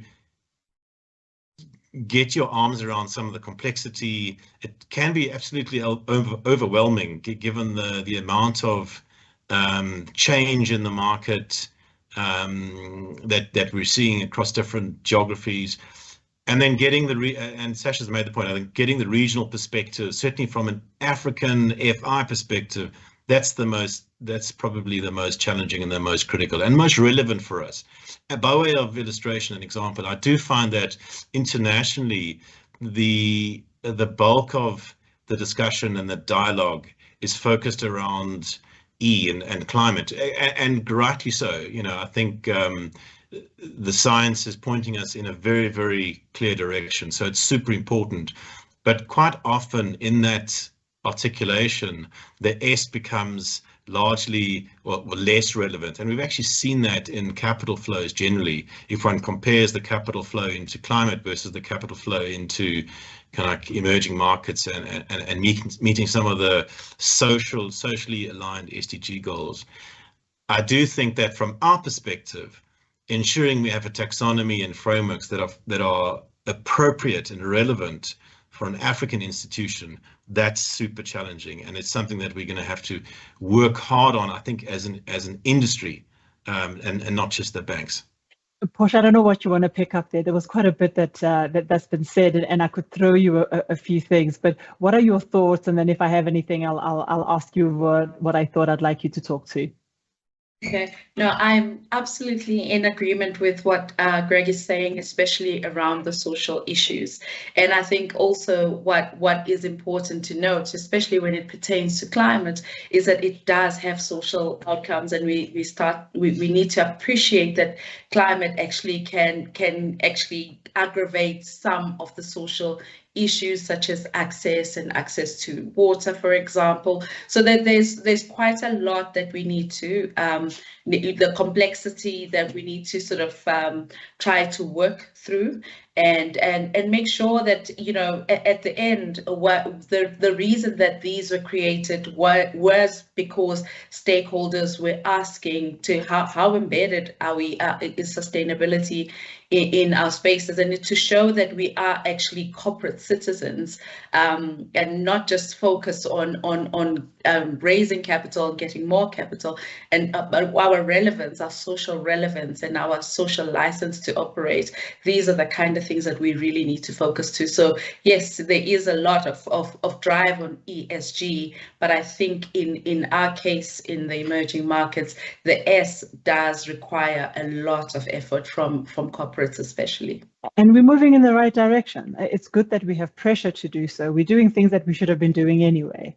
And I'm hoping we're feeling enough of a motivation this time, because clearly nothing else has worked well enough for us to address the S. But hopefully now we actually have renewed energy to do it. Do we see innovation? Is there room for innovation? Do we see a really good uptake from investors and from other parties along some of the solutions that you're having to put together? Sasha, Greg? Absolutely. I mean, I think it's quite exciting. You know, we can talk about some of the innovation on our side, I suppose, in terms of what we've done in the space. And I guess the way it's been received by the market has been enormously positive. Last year in August, I think it was, we raised our first social bond. And this was actually under our sustainable bond framework, so very relevant for this discussion here. And it was the first social bond that we had raised. And the use of proceeds were to finance home loans in the affordable housing market with a focus on women borrowers. So you had the affordable housing angle, and then the gender focus as well, which is really relevant and important for us as a country. And the feedback was amazingly positive. It was quite an interesting engagement for us, being our first social bond. So we had an investor roadshow, overwhelming support from investors to participate in the issuance. It was significantly oversubscribed, and I think a really good outcome for us, as well as really interesting innovation. You know, so that for me is a nice tangible example of something that we've done in this space, and certainly something that we challenge ourselves to do more of, is to be thinking about where we can raise financing that really makes a difference in supporting a portfolio of assets within the bank. Agreed. And Greg, and thank you so much, Sasha. I remember very much when you went out, and it was very well received. And we hope to actually see more coming in the next couple of months. But Greg, do we see pockets as well within other parts of the bank and their offering? I think so. I mean, I think we've been quite successful with our, all our specific purpose funding or specific use funding across both social, which has been referenced, as well as on the green side. You know, we've had 2 green issuances, bond issuances under our framework, and have been very well received by the market. And I think across looking at the other banks, at their green issuances, particularly in South Africa, have been particularly well received. So there's clearly a desire or need from the investor side to have these assets to invest in. I think if you take a step back and have a look at kind of the global sustainable financing market, I mean, last year was topped $1.6 trillion of funding into sustainable finance, which is an enormous sum. I mean, it's not, relatively speaking, there's still some way to go, but it does show direction of travel. And if you have a look at the flow of capital into sustainable financing outcomes over the last 3 to 5 years, it's shown exponential growth. And if you then specifically look at some of the sub-Saharan African stats, not quite as consistently growing, but growing nevertheless. So I do think that there's opportunity. And on the innovation side, I think we all need to focus on that. If you have a look at, for example, certain categories where there hasn't been a lot of investment. So, for example, in climate adaptation, a lot of money has gone into mitigation, not as much into adaptation. And I understand why. It's quite difficult to finance. It tends to be public sector orientated, public sector funding. But of late, we've seen some really innovative models where through some financial engineering, one's able to raise on behalf of customers climate adaptation funding. So there's an absolute requirement for innovation, and I would say right across the different segments of sustainable financing, and also across our bank. I mean, we're very focused at looking at solutions that are going to be sustainable financing solutions that are going to be valuable and important to our customers, whether they be corporate overdrafts or on the carbon side through a carbon trading desk, looking at trying to finance future carbon streams. So there's quite a lot that's being done, I guess, on the innovation side, largely following developments in developed markets. But I think in respect of a product suite that's going to be particularly relevant to our customers. Thank you. Sasha, you understand the risks we face when it comes to the environment and the social risk. Here we are, we're moving at a pace that seems very reasonable to us. We as Greg is saying, we were looking very much at moving into the next level, which is adaptation. And after adaptation, we'll then move into, much more bigger forward thinking type of projects around climate change. Are we moving at a fast enough pace? Or do you think that there are some risks that we should really still be raising so that innovation and decision making and our pace increases in general? Yeah, I think there's little doubt in all of our minds that we're not moving quickly enough. I think that's a reality. We are moving, and we're moving in the right direction. And I think in particular, if I think about this question, what comes to mind is this concept of this transition, and when we talk about transition and just transition, and really understanding what needs to be done in the higher emitting sectors and the higher risk sectors, if you like, to really focus the minds and ensure that that trajectory is moving in the right direction, aligned with, when I talk about the 1.5 degree scenario, I don't know if that makes any sense, but they're essentially scenarios, internationally accepted scenarios and pathways that are required in order to achieve the global goal of limiting global warming to below 1.5 degrees above pre-industrial levels. So the question is, are we all moving on that pathway quickly enough? I think the answer is no, not necessarily. And in particular, this becomes really relevant for those higher risk, higher emitting sectors that really need to be mapping that trajectory very closely and monitoring the progress very closely in terms of that pathway and that journey. I still think that there is some way to go there.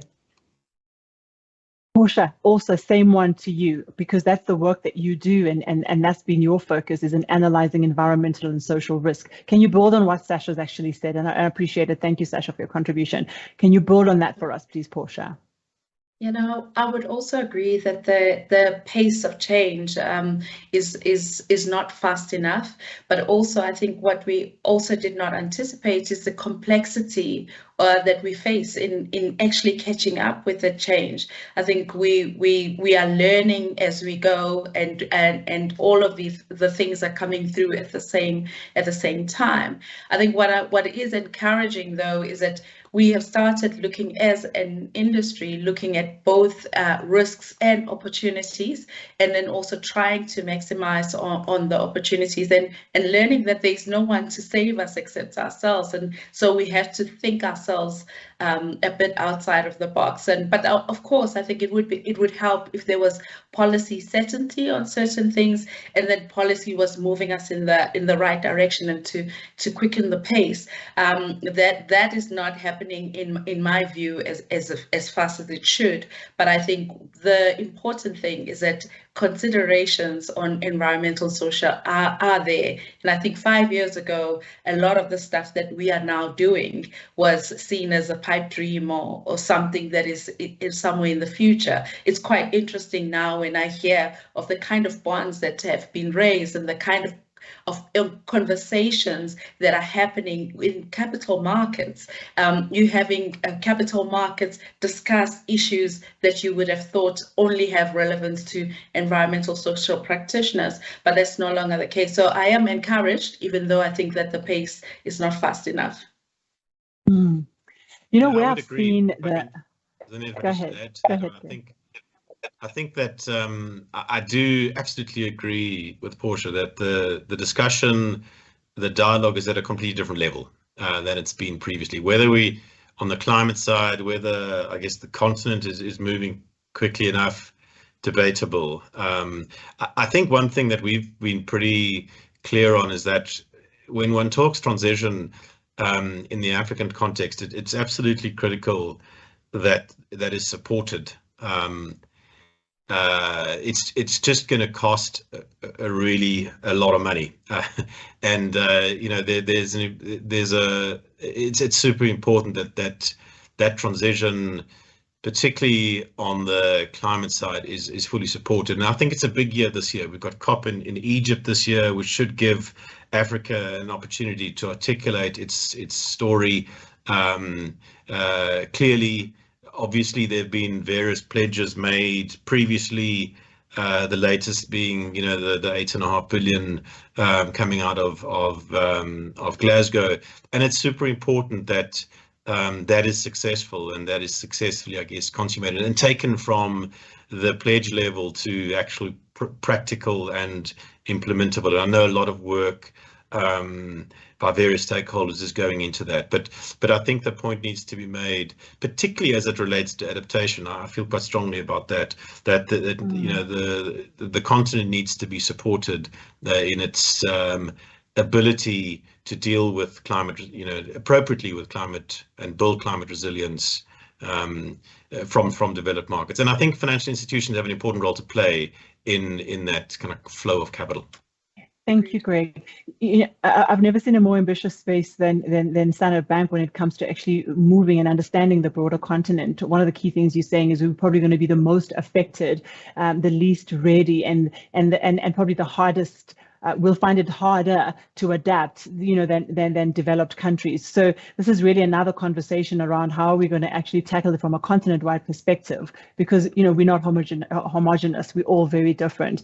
Portia, did you want to lean in before we do some closing remarks? No, I'm all in agreement here.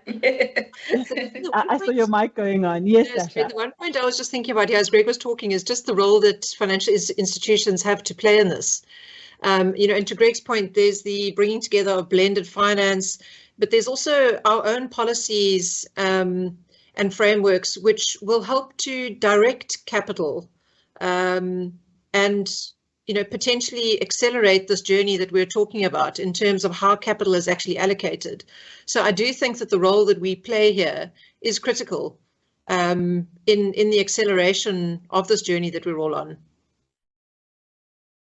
And I think we also have to have a lot of visibility around what we are doing correct, because if there is money that's been allocated to be spent on the continent for sustainability, for adaptation, all of that, the sooner we demonstrate our ability to finance and deliver the right things, surely then we'll be able to create confidence and we'll set in place the right foundations for the money to actually to be channeled through, because it's there, but you know, how soon will it hit the ground? How quick are we moving? You know, for me, that's the greatest challenge, because we're experiencing climate change right now.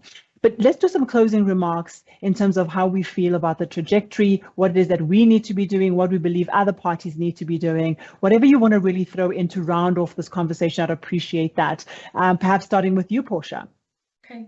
I believe that as an industry, we are doing the best that we can. I still look at everybody's reports in the financial services sector and look at the initiatives that we're working on. I think we have become much better at articulating what it is that we're doing on ESG and how we are progressing, the cause of sustainable development. So I'm just hoping that we, as the standard starts to converge, that we are going to continue having that common language that we need to show that there is a lot of net positive impact that comes out of our actions. Thank you so much. Thank you, Portia. Greg, closing remarks, closing thoughts from you. Thank you, Zanele. Yeah, I think I'm encouraged. I mean, there's a long way to go on the journey, but I'm encouraged.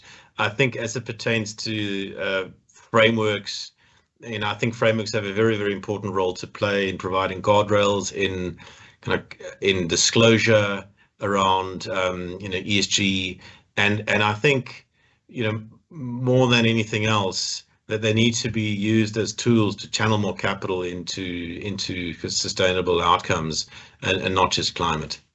Sasha, closing remarks. Thanks, Zanele. Yeah, I'm not going to repeat what's been said, and I agree with a lot of it. I too am encouraged, and I think if I think of the topic we've spoken about today around frameworks, outside of the fact that they provide access to capital, etc., that we've spoken about, I think for me they provide a really useful tool to bring this concept of sustainability to life for each and every person in the organization, in terms of, relating it to what does it mean in your day-to-day conversations with your clients, with your colleagues. And I think you mentioned it earlier, this needs to become part of our DNA. It needs to become part of every conversation, every engagement that we have with a client or an investor.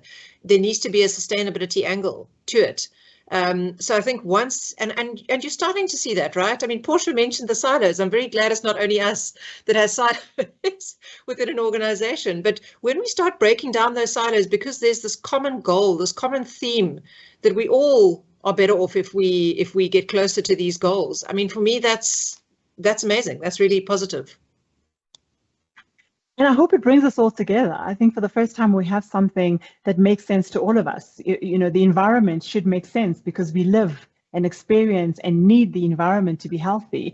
I think governance does play a critical role because it's about ethics, it's about what's right, it's about financial performance, which we will always need to have as a continent that's growing. And then ultimately it's about people, not just within our institutions, but also in society. So it really is bringing us together, and I'm hoping that is what influences every part of our institutions to do the right things in the right way. I loved your analogy earlier on. We all know we're going in a particular direction. So we might be on different carts. They might be colored differently. They might perform differently, but hopefully we're all heading in exactly the right direction, and our hearts are in the right place. Our minds and ultimately our hands are going to be doing the right things. Thank you so much for your time. I really appreciate it. I hope it's been valuable to our audience, and I hope that you've enjoyed it as well. Thank you so much, Greg, Sasha, and Portia.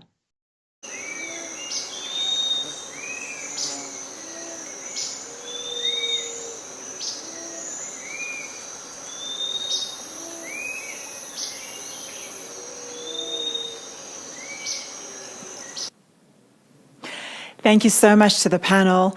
And it is now time to announce the competition winners. I'm so excited. I ran across just to do that.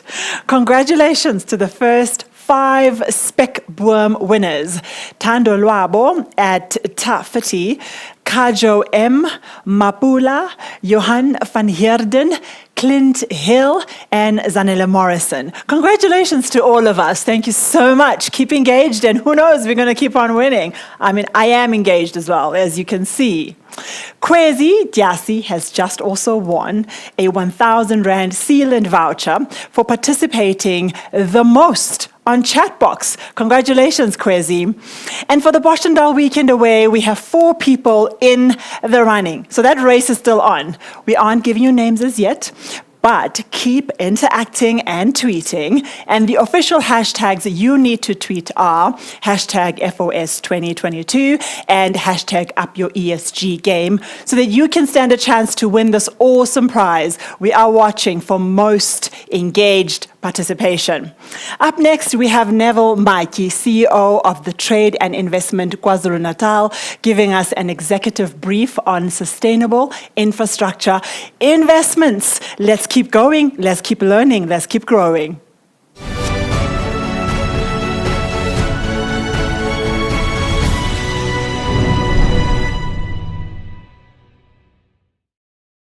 Thank you very much for the invitation to address the Future of Sustainability Summit. My name is Neville Mikey. I'm the CEO of Trade and Investment KwaZulu-Natal. Trade and Investment KwaZulu-Natal is the official investment promotion agency for the province of KwaZulu-Natal. We specifically focus on the attraction of investors into our province, as well as the facilitation of export trade. In today, we reflect on how the challenges of our province, which we've experienced in the last few years, have impacted in terms of our economy. We've seen, of course, the COVID-19 and how it has affected the economy of the province. We have seen the July civil unrest, and of course, most recently, how climate change has actually changed the face of our region as well, with the most recent floods that we have experienced. Within this, the province of KwaZulu-Natal has been quite resilient. The people of KwaZulu-Natal have been resilient, and most importantly, the businesses in KwaZulu-Natal have been resilient in their commitment to doing business within our province and ensuring that they remain quite active within the development of our provincial economy. We've also witnessed a number of opportunities under the Africa Continental Free Trade Area Agreement, which is intended to create an integrated market for total GDP of over $3 trillion US, and which has the potential to make the continent the biggest free trade area in the world. We are, as a province, capitalizing on this, and as such, we have actually developed a product opportunities booklet specifically focusing on export trade within the continent and seeing how we can improve the intra-Africa trade, which is currently sitting at 16%. Africa lags other regions of the world in terms of continental trade. And within this, as I've indicated, a trade of only between 16 to 18%. This compares unfavorably to Europe, which is sitting at 60% of intra-European trade. And in other regions, for example, in the ASEAN region, sitting at about 40%. And of course, this in itself creates a huge barrier for trade within the continent. Despite representing 17% of the global population, Africa only contributes 2% of global manufacturing, while we only have a share of 3% of global trade. This confirms that our pattern of production has not changed very much. We remain exporters of raw materials and importers of value-added products. This picture through the Africa Continental Free Trade Area Agreement intends to change. South Africa as one of the largest economies on the African continent, accounts for approximately 16% of the continent's GDP. KwaZulu-Natal is the second largest provincial economy of South Africa, with a national average of approximately 16%. In nominal terms, KZN exports in Rand value for the first quarter of 2022 totaled approximately 41 billion Rand, which is a Rand value of imports totaled approximately 39 billion. As a result, our balance of trade is quite favorable. Amidst uncertainty in the global economy, which is exacerbated by, of course, what we witness in Europe, the current war, and the pressures in terms of the supply chain emanating from COVID-19 related lockdowns, and the demands in terms of agricultural as well as commodity prices that we've noticed that are soaring. KwaZulu-Natal has managed to export a huge number of products, not only into the continent, but also globally. KwaZulu-Natal as an attractive market to tap into the demand of trade is quite high. The geographical location of our region on the eastern seaboard makes it more conducive to tap into the Far East and into Europe fairly easily, utilizing, of course, the biggest strengths for KwaZulu-Natal are two ports, the Port of Durban, which is one of the busiest ports in Africa, as well as the Port of Richards Bay, specifically focusing on break bulk cargo. Within Richards Bay itself, we have the Richards Bay Special Economic Zone, which is Richards Bay IDZ, that seeks to bring in investments into numerous, especially heavy manufacturing industries. And within the city of Durban, we have Dube Trade Port, which is by far the best performing SEZ within South Africa. Also focusing specifically on time-sensitive goods, electronics, pharmaceuticals, chemicals, and a number of other projects. KwaZulu-Natal has superb infrastructure to support trade and export activity. In terms of our logistics network, we are quite advanced from our roads, and of course, with a big plus in terms of our airport as well as the port of Durban. There are numerous challenges which we've had to overcome in looking at sustainability of our region. One of the biggest challenges, of course, not only affecting KwaZulu-Natal, but also South Africa as a whole, is the generation of electricity on a sustainable basis. As a result, we're focusing on a number of renewable energy projects that will seek to generate electricity for our region. These projects are backed by the private sector, which makes them more profitable because the private sector has actually done the analysis of the opportunities ranging from generation of electricity from hydro, from hydrogen, from solar, wind, as well as other renewable energy forms of the generation of electricity. We are also looking at projects from a sustainability perspective of ensuring that we can replenish the biggest challenge that we have in some of our regions in terms of access to water. Projects looking at desalination projects within the South Coast in terms of the generation of water in that region, to support that region to deal with the water issues that they're currently experiencing.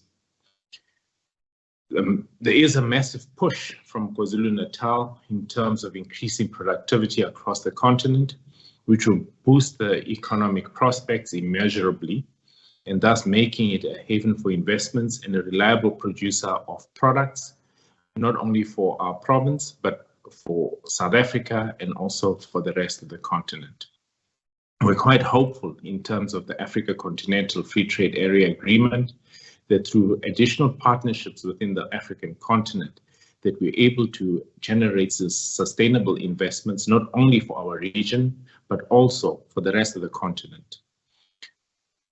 While improved labor productivity, as illustrated by some regions within the continent, showcasing the strength of the continent, it must be acknowledged that this, in conjunction with the private sector support, and of course a clear focus on sustainable investments, will generate greater resources for our region.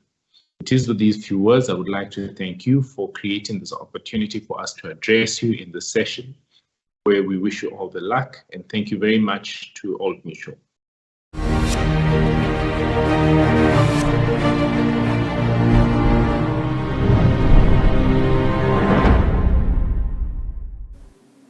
And thank you, Neville. We move now to a panel discussion on sustainable mining and resource management solutions and strategies. Mining production in South Africa has plunged by 9.3% year-on-year as of March 2022, the steepest decline in mining activity since June of 2020. Leaders are now collaborating to identify innovative industry solutions to combat this decline. Deep diving into the rehabilitation of mining, production, and resource management is key to this next conversation, as well as the need to enable sustainable and financial acceleration. Let's go for it.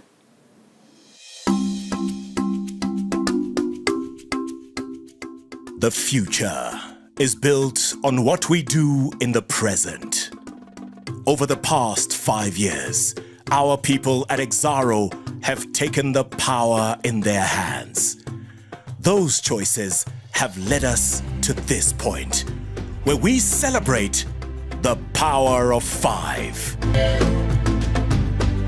Each finger on a hand has its own appearance, function, and purpose. When they all work together and tap into the power of the 5 fingers, what the hand can achieve becomes limitless. That is Exaro. We empower our people and our communities. We work together with government and other key partners. We are actively contributing to a cleaner world. All these together culminate in the power of 5 and a future of powering possibility. We recommit ourselves to our purpose of powering better lives in Africa and beyond, driven by our vision of resources powering a clean world. This recommitment is driven by our sustainable growth and impact strategy.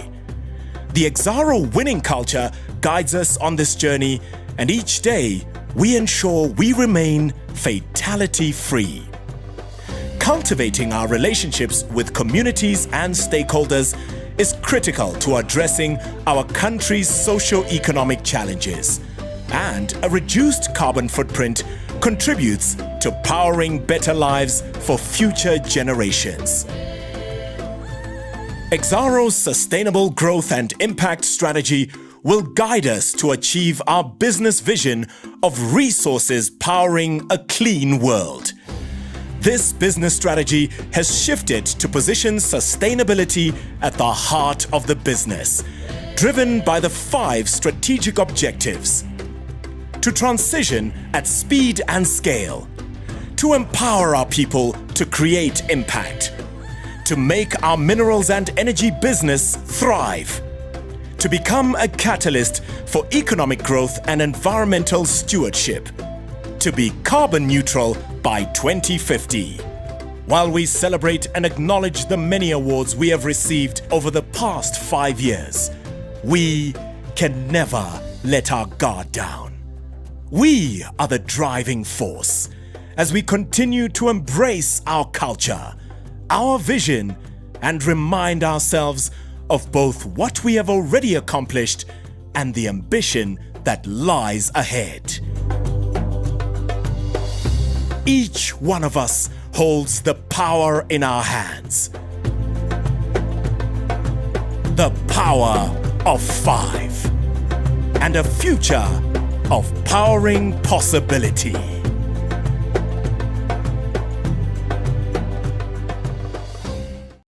Welcome once again to the Old Mutual Future of Sustainability Summit. I am thrilled to facilitate the next conversation on sustainable mining and resource management solutions and strategies.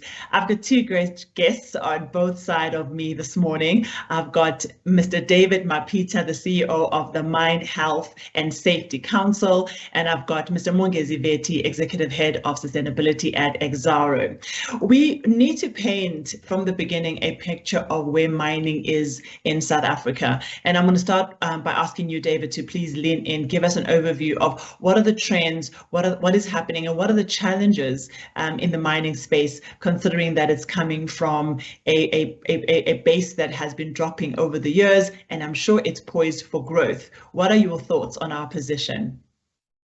Thank you, Zanele. From the Mine Health and Safety Council point of view, we look at mining in terms of employee health and safety, and we define that by using the word zero harm. In other words, we expect every employee to go to work and come back safe literally every day. And if you look at the trends, obviously we have reduced the number of fatalities very significantly in the mining industry since the promulgation of the Mine Health and Safety Act. And that is the way we look at it. Obviously, financially and economically, the mining industry employs about 459,000 employees, and those are direct, and indirectly, there's probably 2 to 3 people who are depending on those employees. And in terms of the economy, it adds a lot of value in our economy, and obviously the downstream processes. And as it filters throughout the entire economy, obviously the benefits becomes very huge. The trends, as you know, the industry currently is doing very well because of the commodity boom, particularly in terms of bulk commodities. If you look at iron ore, for example, you look at coal, you look at manganese, those are doing very well at the moment. Even matured industries, i.e. PGMs and also gold, they are doing very well in terms of price, and also the rand to dollar exchange is helping out a lot in terms of making sure that we derive maximum benefit. So the challenges, I guess, that we face as the mining industry, particularly in South Africa, obviously this issue around logistics, particularly for bulk commodities. That's a bit of a challenge there. But by and large, I think we're doing very well, and the industry should actually add a lot of value moving forward in terms of the economy. Thank you. Thank you so much. Butmongezi, what are your thoughts on the industry? Is it positioned for growth? Are you looking at pushing growth? And I think later on we want to delve into what does that mean for your sustainability strategy? Precisely, Zanele. Mining in South Africa, and perhaps in the context of Exxaro, is key and integral in the South Africa's economy. And mining obviously is driven from MCSAs, which is Minerals Council South Africa, ran as part of all other mining houses in South Africa. And it is aimed at making a significant contribution in the economy. As various mining sectors, because we mine gold, mine platinum, mine coal, iron ore, etc. in the country, we organized in such a way that mining contributes in a sustainable way in the country. But we do this in the face of challenges that are prevailing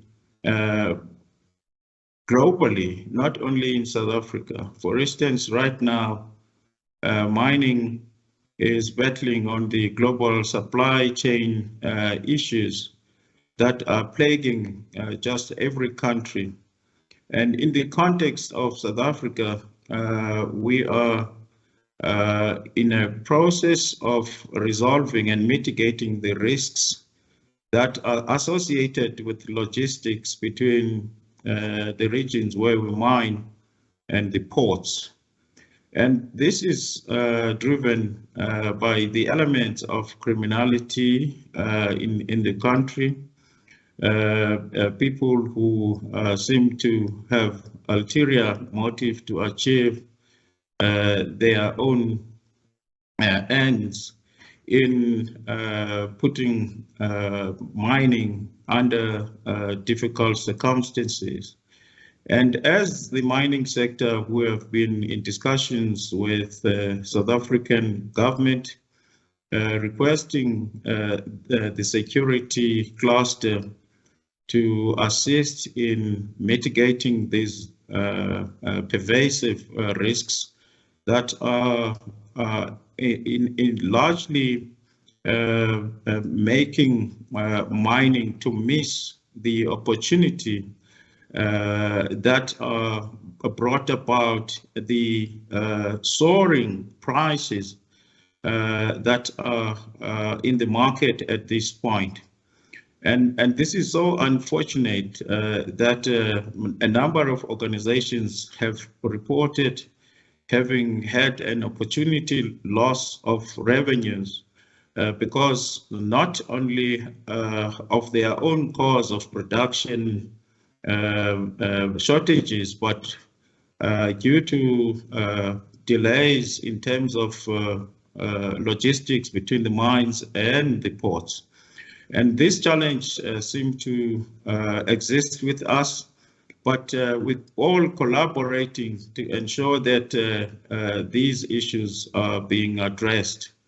As individual organizations, we even looking at participating in the logistics space by providing locomotives so that then the logistics is actually liberalized and not only done by the state, but those discussions are underway, and we hope that in the future all these backlogs will be resolved. So a complex environment that you're operating within, one that is really impacted by a lot of not only South African factors, but global factors. How big is the pinch for the safety of the environment, and has that increased? But David, maybe you can take that question. You spoke about the fact that your main focus is, for example, zero harm. Is zero harm enough now when we understand that the mining industry, it really takes up a large environmental footprint, has a large impact on our environment, even human health? Has that accelerated the pressure on the industry, seeing the impact of climate change hitting the ground, so visibly now to us in the continent? Yeah, I think zero harm is even more relevant now than ever. Sustainability, in simple terms, means that you can't continue to, let me use a difficult term, which is to kill people in an industry where you're operating. Because number one, when one person dies, it's one too many, and when that person leaves, that person could have been trained probably for 10, 15 years. Those skills are gone forever. You can't get them. Now you have to start retraining another person. And that to me is a bit of a challenge. So we really need to focus on zero harm. And when you've got people who are happy and they don't go to work thinking that they could be next, then obviously mindset-wise, they become positive. You transform their mindset to a point where they feel that they can actually add more value in terms of production. I know that the mining industry obviously has a bit of a dilemma, which in my view it is not, where you have to balance production with the health of employees. But without employees, the mining industry cannot progress, cannot survive. Equipment and machinery, it's good because you can fix them, you can maintain them. But once you lose a person, you can't really maintain those, and that's basically an opportunity lost. So, and I also encourage the mining industry in achieving that to ensure that they've got very good strategic partnerships with the communities in which they operate. If you're operating, I mean, by and large, most mines and mining operations are in remote areas. And in those areas, there are communities. And if you form a very good social compact with those communities, you can easily address a lot of issues, i.e. illegal mining, for example, and also the impact that mining operations, for example, when they do blasting operations, some of the communities' houses are really affected. And when you've got a very good social impact with those communities, they become your partners and you actually earn a license to operate. And in that space, the law just becomes a guiding principle rather than something that everybody has to enforce. And unfortunately, in most cases, we have got the law, and through our tripartite alliances, we have to enforce those laws so that we don't have a continued loss of life. The other issue that the mining industry obviously need to look at is, before they get their licenses, particularly in South Africa, you have an environmental impact assessment and environmental management plan. And that plan obviously talk about closure plans. So in other words, you're saying, I've got a life of mine, which is say 30 years. After 30 years, I think I will have to close this mine. When I close it, this is what I intend to do with this place. So that in future 30 years down the line, our children do not have challenges of health and safety falling into pits that are open and suffering certain diseases, for example, lung diseases, that could have been avoided if there were proper closure plans and those were budgeted for. And obviously, as is the law in South Africa, you have to make a financial provision so that when you close the mine, you can actually do proper rehabilitation. Now, those rehabilitation plans need to be thought out in the long term. In other places, they make those places, the mining places, once it's closed, tourist attraction areas. For example, if you look in Namibia, on the coast there, they close the mine, people come. If you look in South Africa, in Cullinan, they still have mine tours, which are live. You know, you go into the mine, you go underground, and it's a mine tour that you go in, and it still generates revenue even beyond the mining, you know. So that to me is sustainability, because it continues and it continues. So that is a very important part. And obviously the other thing that mining industry need to look at is we still need to continue to do exploration, because as the demand for minerals and metals continue, and these things are non-renewable, the low-grade ores become profitable. And when they're profitable because of the prices and because the demand and the supply doesn't really balance well, you literally almost every resource that you have in the country, you can still mine it economically. So exploration allows us to look at those resources that previously were considered uneconomical, and now we're saying if we have got the right demand, we've got the right prices, and certainly the technology, we can do better. And that addresses another issue, which is research and development. And in the past, we had a lot of research and development centers that were dedicated to assist the mining industry. And then the mining industry changed to say, oh, no, we are actually in the mining and marketing of minerals. We don't necessarily worry about research and development. And that on its own, it's actually a problem, because research and development help us to discover a lot of new technologies, a lot of resources, new resources, and how to mine low-grade ores, and how to introduce, for example, issues of where we need to do small-scale mining and all those kind of things. So it's really important that we look at, yes, the current problems, there's the logistics, current problems, yes, there's illegal mining, but medium-term to long-term exploration, research and development, and obviously the closure of our mines in terms of how they will impact on society, communities, and our employees, and in general, the environment. Budmongezi, are you able to shed light on the shift that you've needed to do in the sustainability space within mining?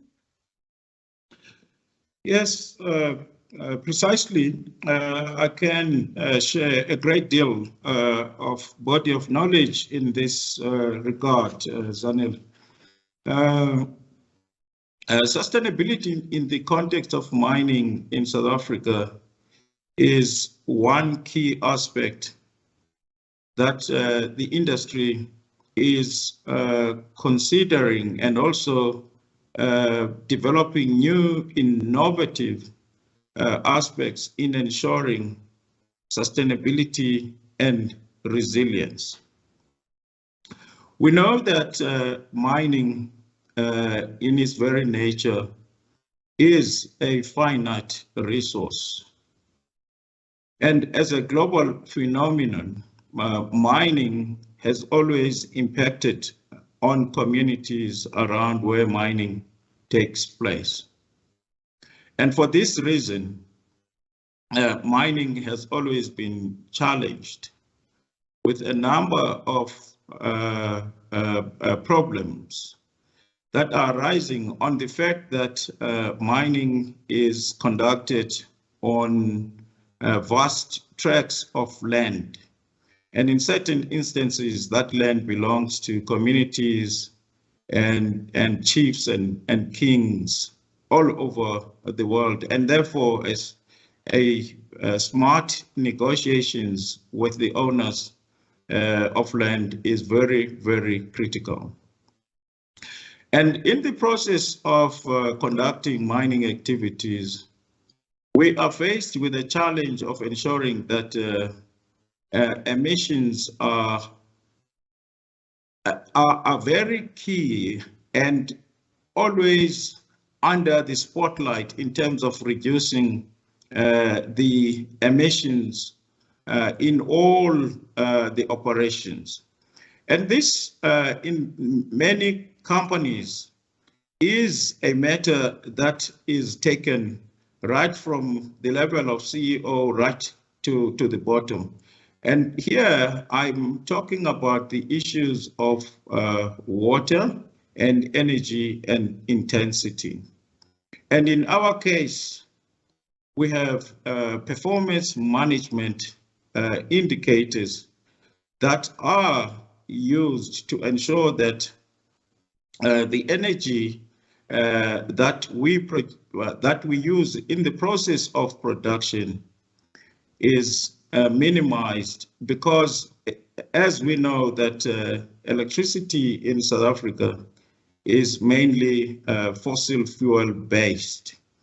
And therefore, it is necessary for all the organizations to make sure that they look at other forms and sources of energy, such as renewable energies in the form of wind power and also PV power in South Africa.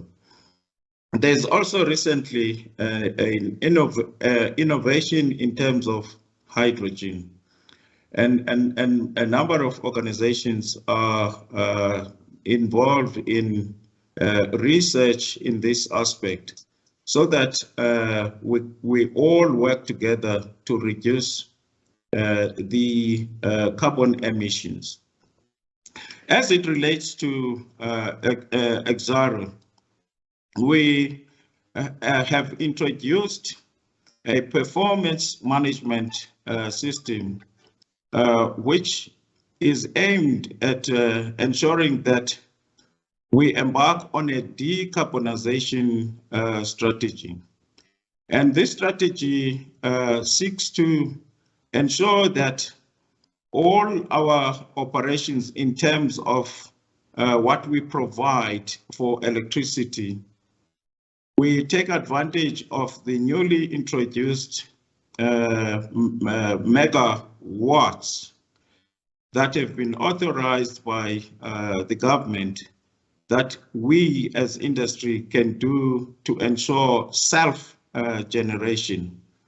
And we've taken that to task, and currently in Grootegeluk, for instance, in our own operation, we have a project of 10 megawatts under review. And in 2025, we will have been providing more than 80% of our own energy source for our operations from renewable energies.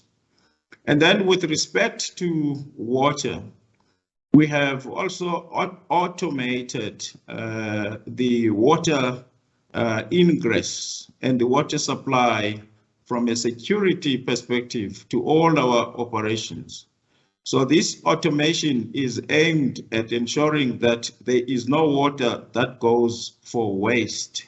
And we are putting recycling plants so that we preserve water, because to us, water is a scarce commodity.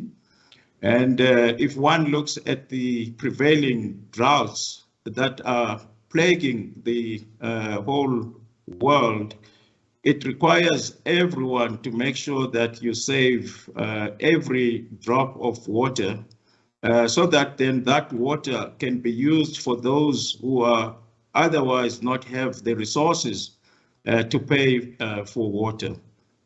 So we are also collaborating with the Department of Environment in Limpopo to a massive project of water provision, which is led by Exxaro, in a process of ensuring sustainability, not only for our business in Lephalale, but also for the communities in the area.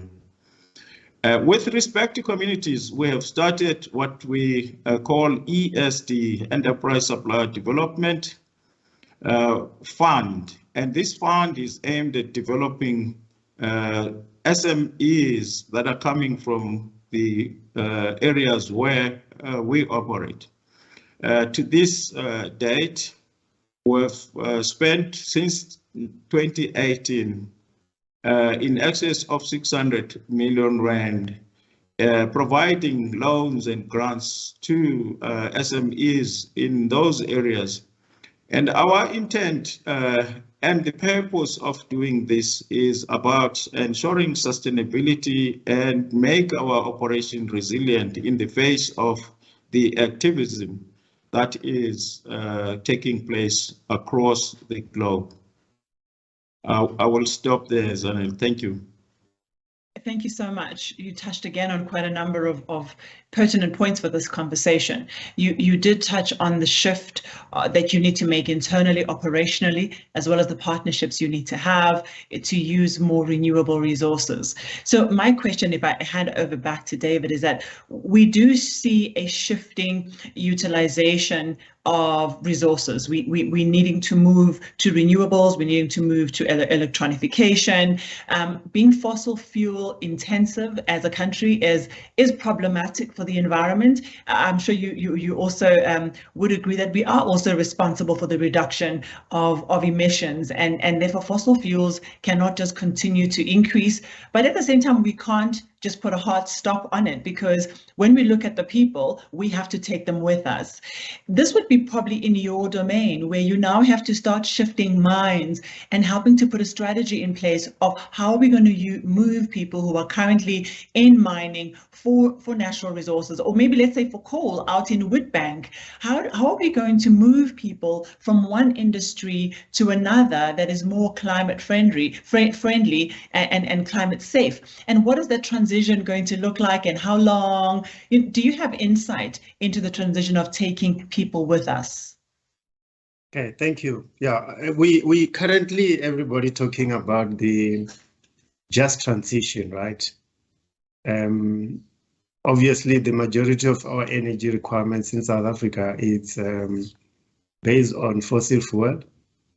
And obviously, there's a lot of issues with emissions and climate change. Now, to have a just transition, in our space, it means that you need to understand the impact of moving the coal mines to, for example, renewable energy, solar, for example, wind energy, hydrogen energy, and the like, and gas, for example, what that impact will have in terms of employees and employment in that area, right? So the timing is and has to be determined by ourselves. And apart from the timing, we are talking about technology to process coal in a clean way. We're talking about this clean world, right? In other words, instead of generating emissions as they are right now, with the big impact on climate change, can you introduce technology where you actually reduce that significantly? And my personal view is that if you can do that, you don't necessarily have to say fossil need to be eliminated completely, because coal is associated with high emissions. So if it has got low emissions, then there is no need. The key issue here is to say, out of the 85% of the energy that we generate from coal, in the next 10 years, how can we reduce that, say, to 50%? Now, if you reduce that to 50%, can you retrain people who are working in those industries to actually, for example, upskill them so that they can participate in solar energy, in wind energy, in hydrogen energy? How do you reskill them? There are certain people who obviously not be reskilled because age-wise they're already in the process of retiring. Now you need to look at the youth, you need to look at women, you need to look at young people and say, how can we focus our energy on those people so that when the renewable energy, the solar and the like are ready in the same space, then we can actually have people who are ready to work. Now, the other question is, obviously, this relates to our power stations. How do we convert those power stations to renewable energy or to green energy? Can you use the same infrastructure that we have currently in the same place, in the Witbank area, and you still have green energy there? For example, do we have enough solar intensity? In other words, enough sun rays in that area to actually benefit from solar energies? Can you put up all those solar power plants there, very close to the place where you've got a fossil fuel driven power station, so that those people are there, instead of them moving away, they just go and work in your solar power, So those are the kind of things that we really need to look at. So just to sum up, we need to look at how can you process the current coal in the clean way so that the power stations that use that are actually clean, and then you reduce the emissions. Number two, if you can't do that, how do you migrate to solar energy or renewable energy, and how do you train those people who are there so that they can still work there? Can you actually build those power plants, solar energy and gas and all those hydrogens in the same place where they are? And if you can't, if you have to migrate them, what will be the impact in the economy of those areas? Can you actually look at the young people who are there so that they can be trained and so that in future they can actually still serve that area without causing a lot of unrest and a lot of issues economically, because obviously that is the issue. And in conclusion, if you look at the future of energy requirements in South Africa, I think one need to look at it in the context of saying we don't want to remove coal completely, but we want it to be part of the energy mix. So instead of the 85% that it contributes currently, maybe in future, in a very stable environment, you probably contribute, say, 10 to 15%. And you might have heard recently, because of the war in Ukraine and Russia, obviously there is limited amount of gas supply to Europe from Russia, and the Russians, the European countries, particularly Germany, has actually restarted their coal plants in order to support their energy requirements. So those are the kind of things that one has to say to tell that you may close the coal power plants, but in future you may need them. What you need to do is to manage them, make sure that they don't emit as much as they are doing at the moment. And if we can manage that, then the just energy transitions cover everybody. Everybody will be covered and we'll all be happy. Because if you switch off Eskom today in South Africa, then we don't have load shedding, we'll have darkness every day. And you have to switch it on slowly.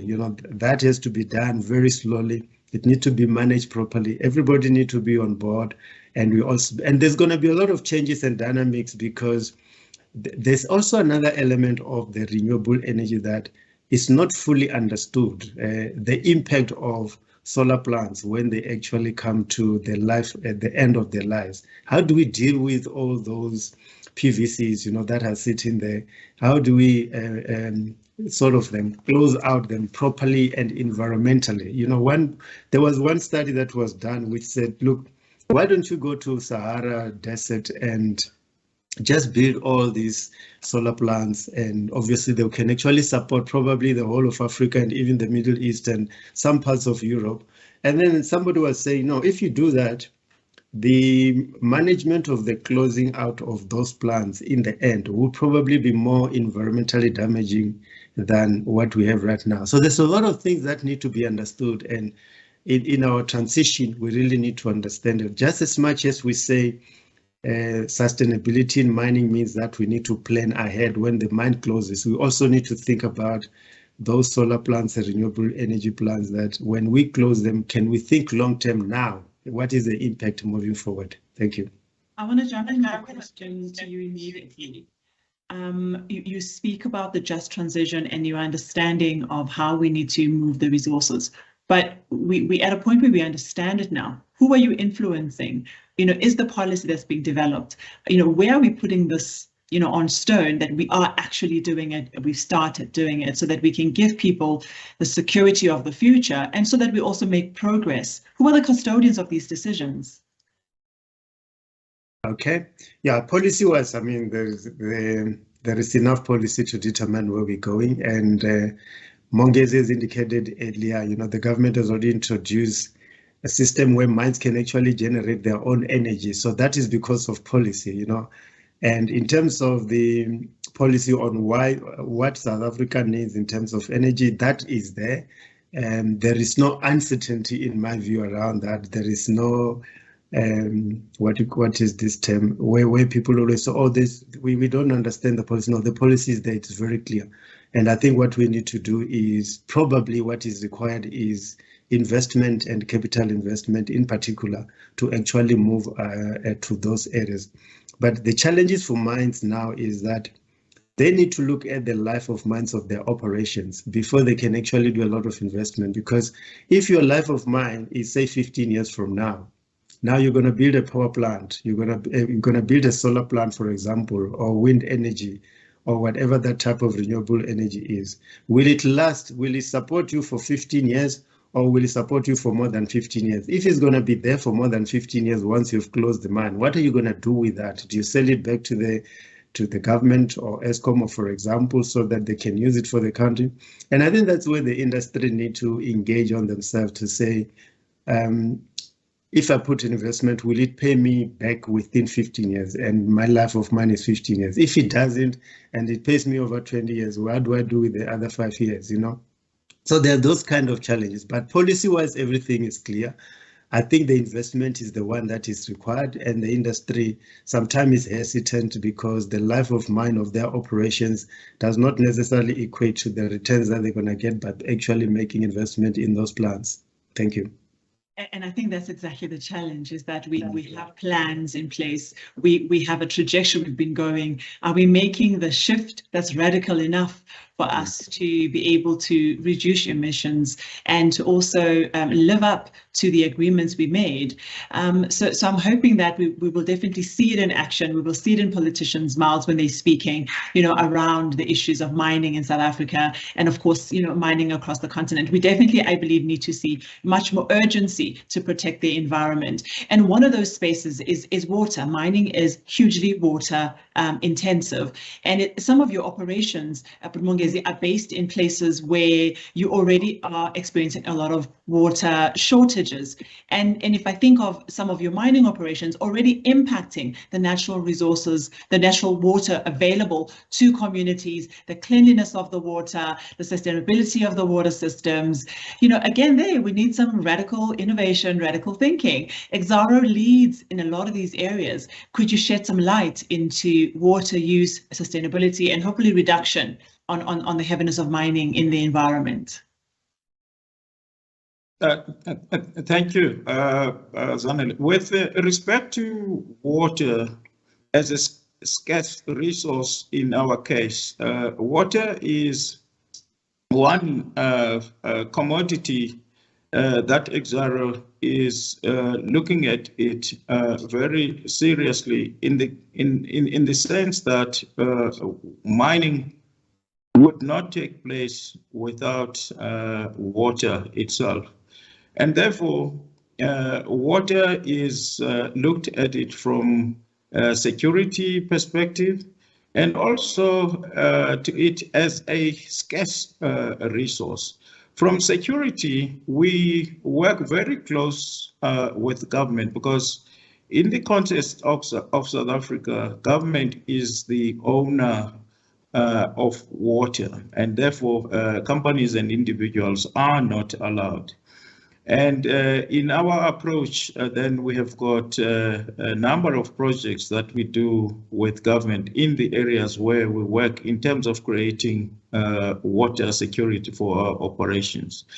And in that process, we do also include and consider the fact that our businesses do not exist without the communities in those areas, and therefore we'll have water provision that is set aside for communities because if we don't, we know that life sustenance precedes our own businesses. And if we get to that point, we may be compelled to give water to human beings, and therefore our organizations can suffer. And from the operations perspective, we have introduced new innovative measures in the company to make sure that water use is well looked after. And in terms of recycling, for instance, we have put up new plants and old and new technologies, and we do recognize the fact that technology is moving fast and rapidly changing in this space.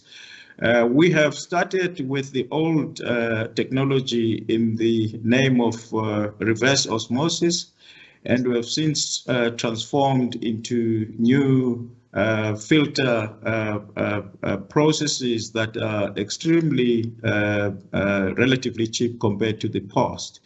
And in that approach, we have managed to reduce our costs, and this has worked so well for us in that now we see that water conservation in our operation is not necessarily an issue. But I also want to touch to the point David has raised earlier on in terms of energy transition from high carbon economy into low carbon economy. In that transition, we cannot wish away the fact that South Africa is naturally endowed with coal. And in that, we have to harness the potential and everything that coal bring in terms of economic livelihood in the context of South Africa, because we do know that there are social ills and challenges that South Africa is facing. So we also have to have a measured approach in this transition to ensure that we do not leave communities alone in a way that make them devastated, in that people are left unemployed and people left uneducated, and in that we need to ensure that we walk the journey with everybody in the process of just transition.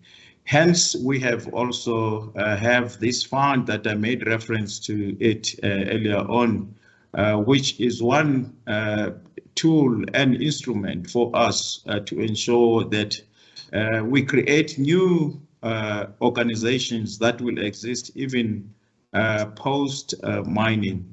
In that, we believe that we'll be leaving a lasting legacy for us going forward. Thank you.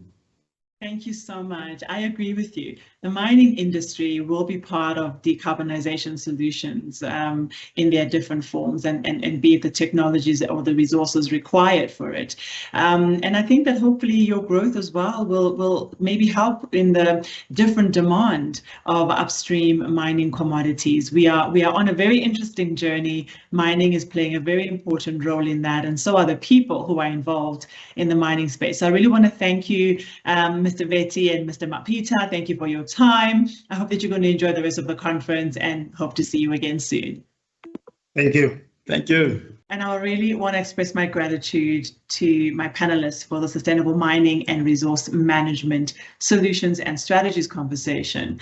I know that it's a journey that we are embarking on, but there's definitely a need for us to feel pressure in strategies that are innovative, that are groundbreaking, and that are really giving us insight into the responsibility of corporates to change the dynamic internally so that we have less of an impact on our environment. Thanking you for your time. See you in the next session.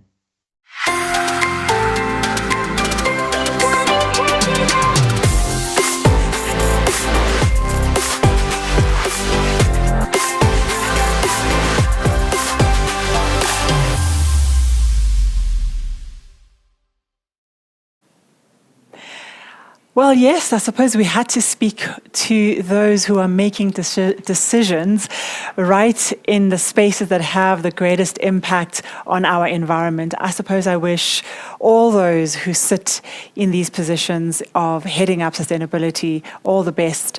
And I hope that they've also gained a lot from listening to these panel conversations. How about we just move on to the next panel? Thank you for the engagement. We're having a blast here, having a look at everything that you are saying. And competition is running tight. There is some dude who just doesn't want to lose that holiday to Boschendal. So good luck to all of you. Let's move on to our next panel. But before that, we have Tsepo Ramudipe, Head of Corporate Affairs at IDC, just to give us an executive brief on this conversation. The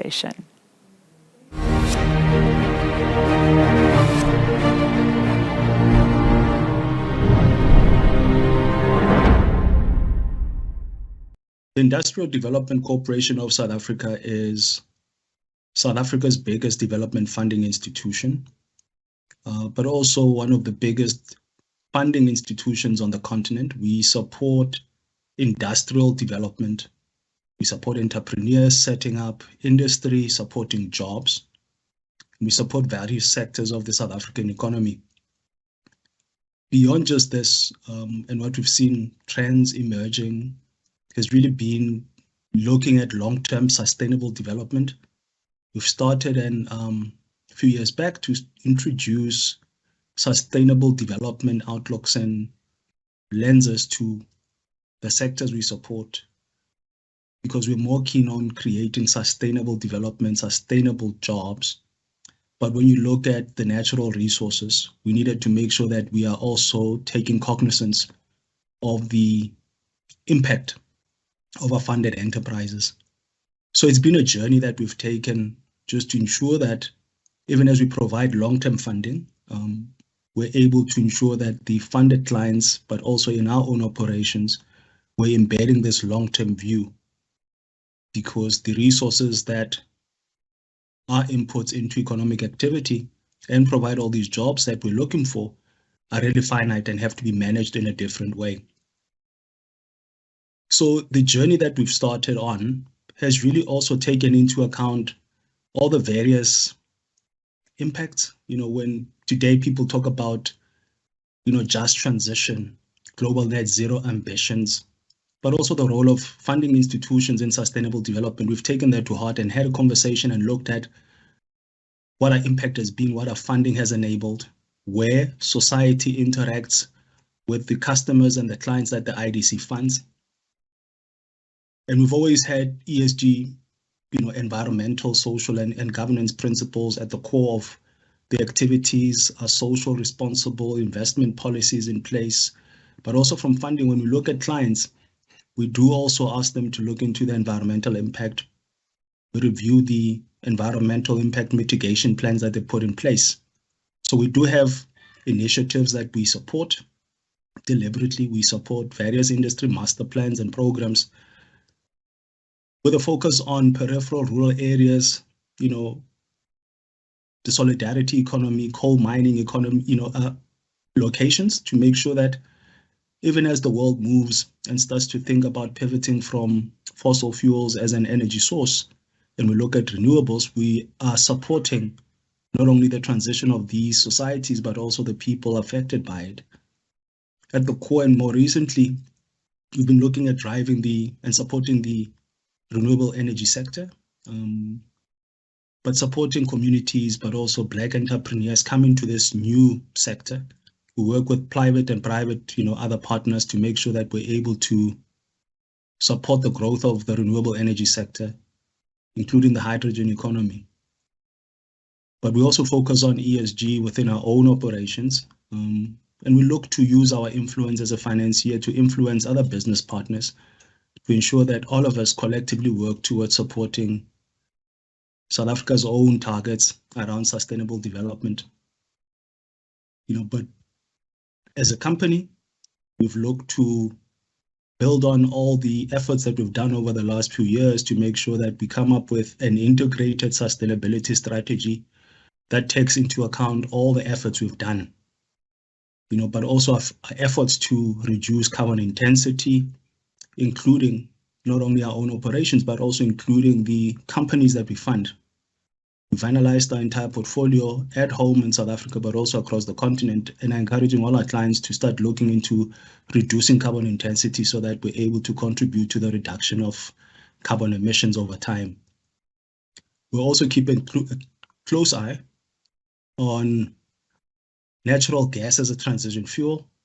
So we'll prioritize limited investments in this area to ensure that we do have alternatives, liquefied gas, but also we want to have a strategic focus on financing and the repurposing of coal power stations, because these infrastructure that's have been there for years and generating coal generated power can still be utilized and leveraged to do other things. So we want to play a part.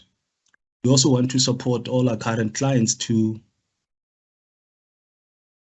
as they look to deploy just transition plans. The regulations in South Africa that allows private companies to start generating their own power is a positive development that the IDC supports. It allows big players who have been big consumers of energy to start looking at their own sustainability and of energy access. And in doing that, it will also reduce pressure on the grid. But all of this requires funding. And the IDC is geared to support that transition amongst its own clients.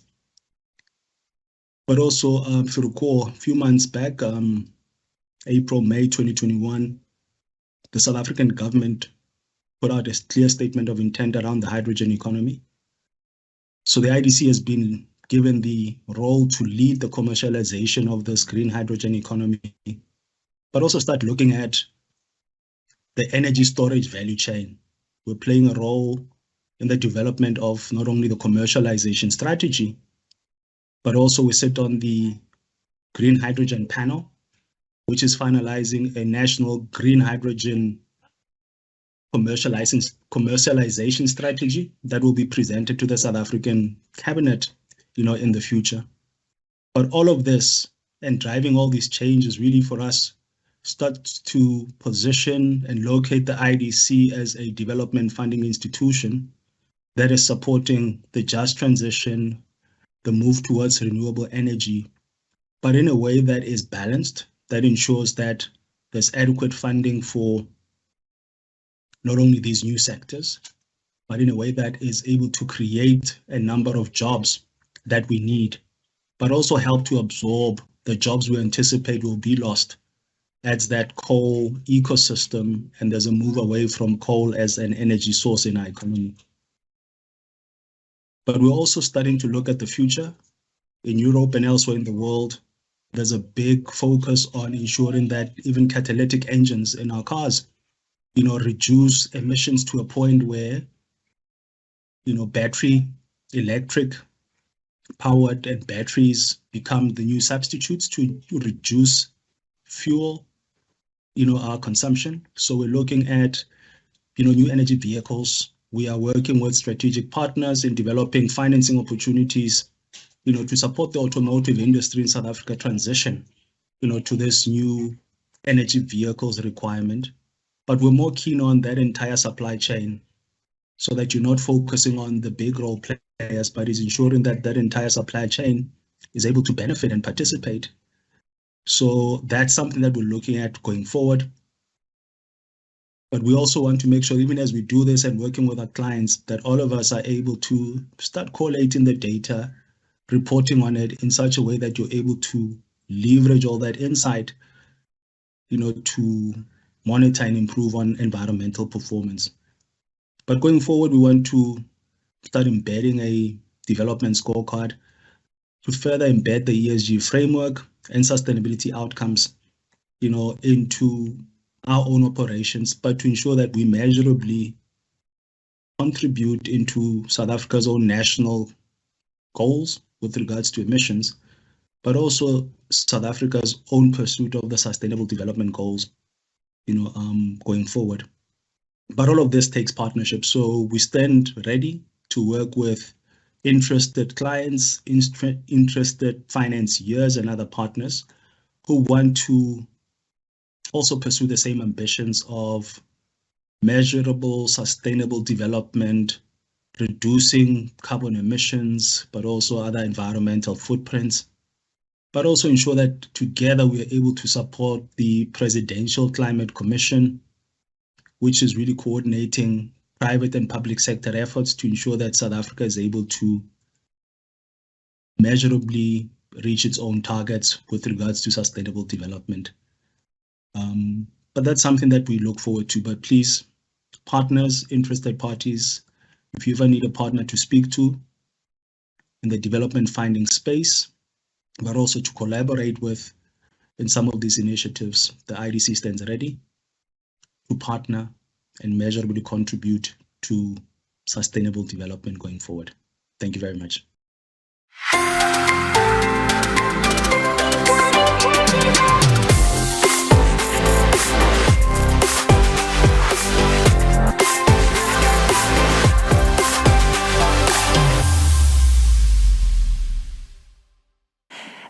And that was Tapo from the IDC. Thank you so much.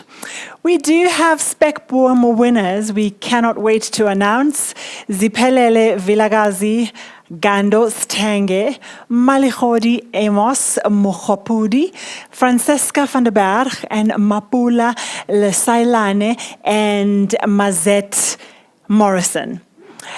As for our case for greenwashing, our case study, we are joined by Yoria Wilkins, Divisional Executive Marketing and AMP Marketing Services, Prime Media Outdoor, who's telling us more about how marketing can promote or destroy ESG. Let's cross over.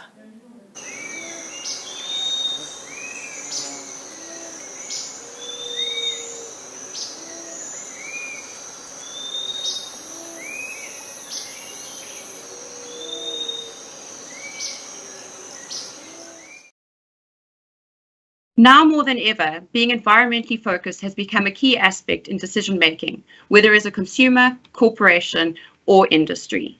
My name is Georgia Wilkins. I am the Executive of Marketing and Marketing Services from Prime Media Outdoor, and it is a pleasure to be here today to talk to you about greenwashing and harnessing forces to decarbonize the media supply chain. Regardless of personal stance, one thing is very clear. Sustainability and environmentalism within the decision-making process is a trend that's here to stay. Brands are realizing the need to put green first if they want to sell their products and their services, and as a result, the last 3 decades have seen environmental advertising flourish, and media supply chains must also act in the pursuit of net zero. Here's a simple example just to show you how important it is for marketers to put sustainability and marketing at the top priority. We can see here with a score of 5.6, the sustainability and marketing comes third to marketing effectiveness and marketing capabilities. This is showing a score of 5.6 in relation to the highest score of 7. So we know that marketers are out there ensuring that sustainability is top of mind. And the reason for this is because consumers are looking to green products and companies as the new standard when making purchase decisions. Ads which appeal to eco-conscious consumers have the potential to dramatically affect public perceptions of how brands are addressing climate change. A recent study done by IBM from over 18,000 consumers shows that nearly 6 in 10 respondents are willing to change their shopping habits to reduce environmental impact. 8 in 10 indicate sustainability is important to them. And for those who say it is very or extremely important, over 70% would pay a premium of 35% on average for brands that are sustainable and environmentally responsible. A recent study from 2021 done by Oracle of more than 11,000 consumers and business leaders across 15 different countries, including South Africa, found that people are more likely to do business with and work for organizations that act responsibly towards societies and the environment.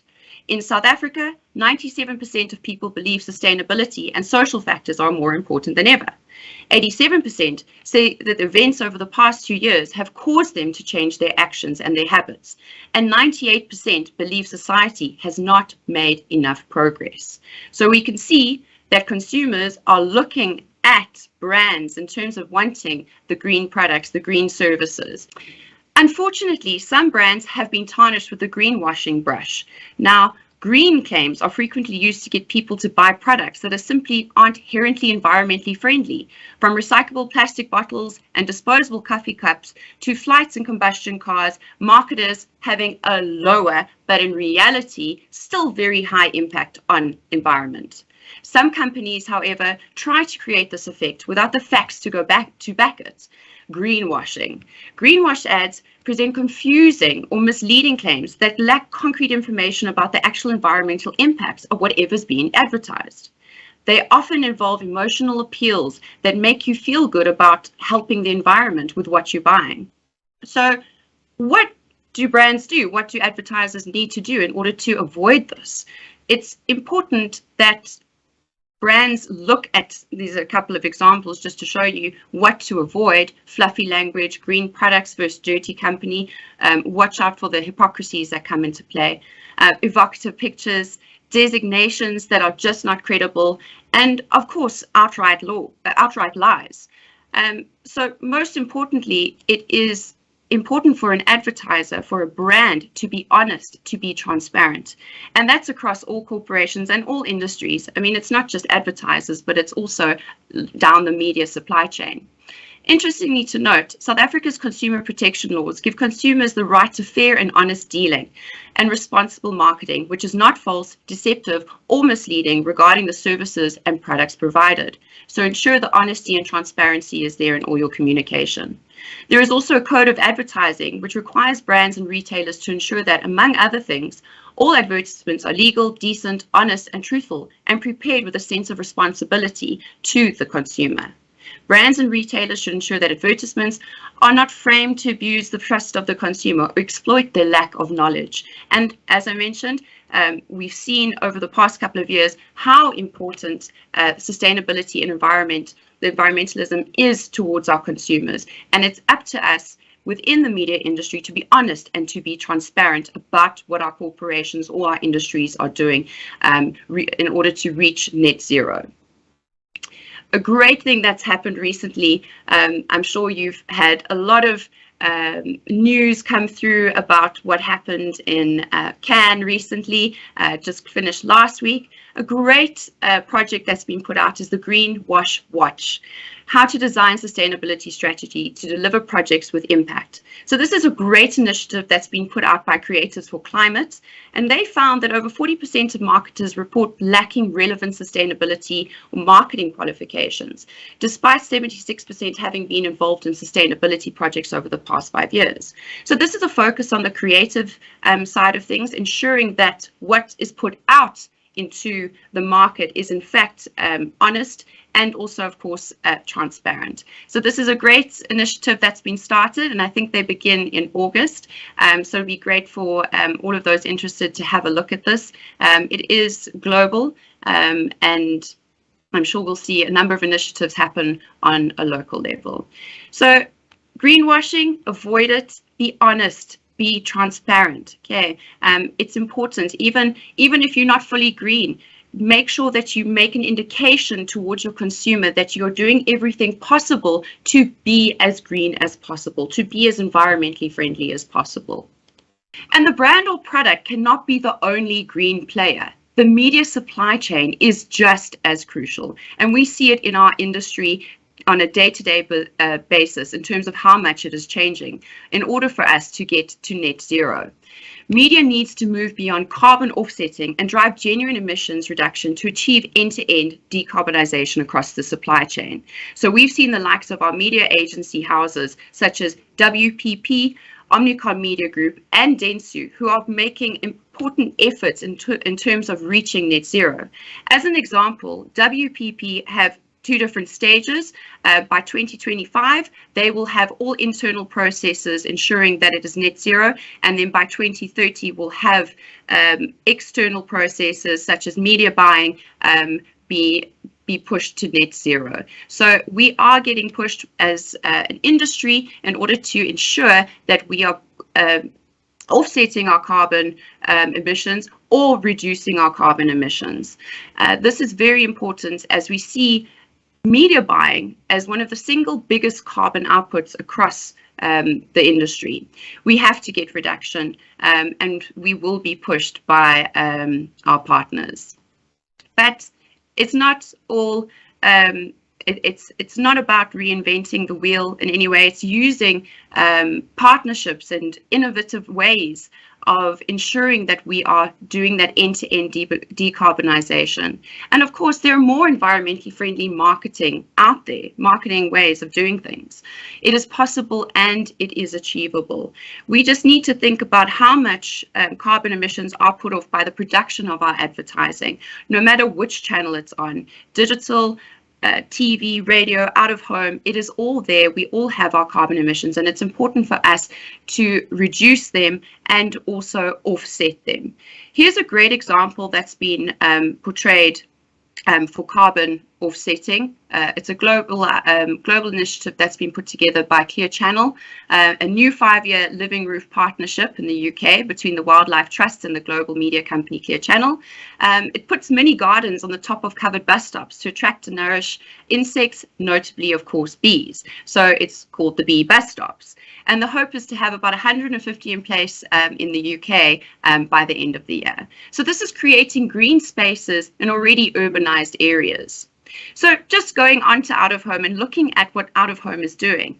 The benchmarks and approaches laid out by Status Quo in 2008, which were put out by a letter of commitment, will likely set standards for how the out-of-home industry approaches environmental impact going forward. So they have set the standards. However, social development and environmental priorities are at the top of the agenda for many media owners in South Africa, and not limited to just a handful.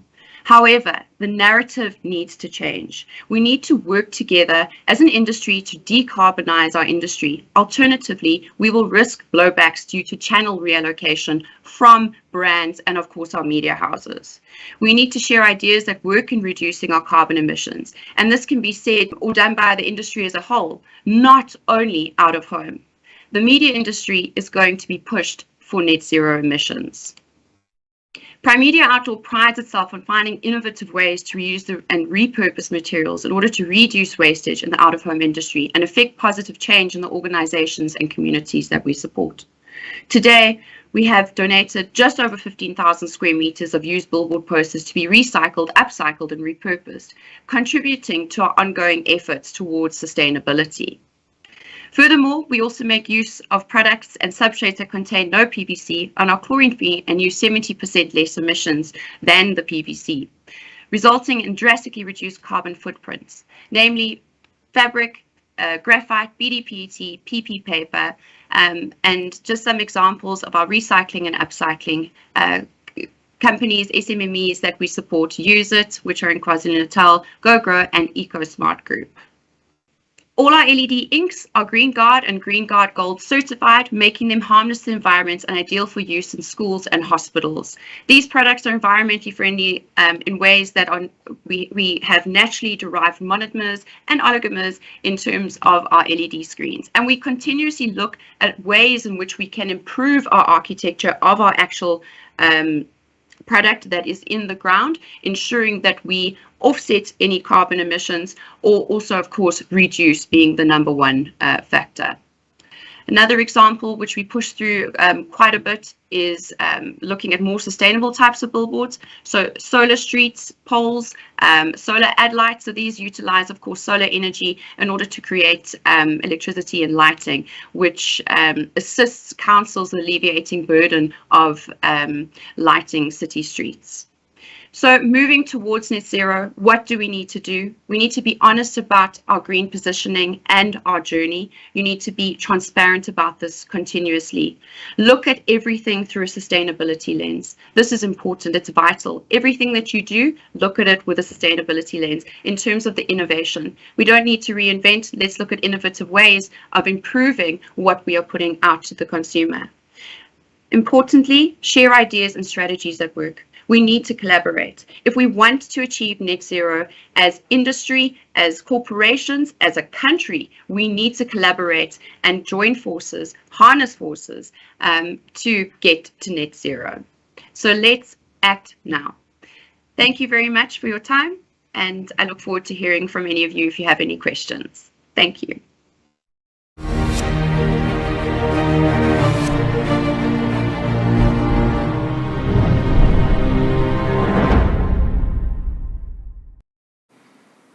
Thank you so much, Yoga. I definitely think I look forward to media taking up the cause for climate change. Media is such a powerful tool that leads, influences, educates, and really just shifts mindsets. So hopefully next year we'll get a whole lot more input on what the media has managed to lift up from all the initiatives they see around them. Here now to announce our winner for the 2,000 Rand seal and voucher. I would love to congratulate Teresa Vivian Moila, congratulations. Thank you so much. By the way, it's not over yet. We still have those who are running to win the weekend away and to win Boschendal. So keep at it. We look forward to announcing who the main winner is. Up next is our case study on a pathway to a second life for plastics. Here to set the scene and to talk to us about it is David Drew, Sustainability Director from an organization that is doing amazing work across the continent to recycle the products not only that they put out, but that other organizations are putting out, other plastic manufacturers are putting out. But let him tell you all about it. Enjoy. Over to you.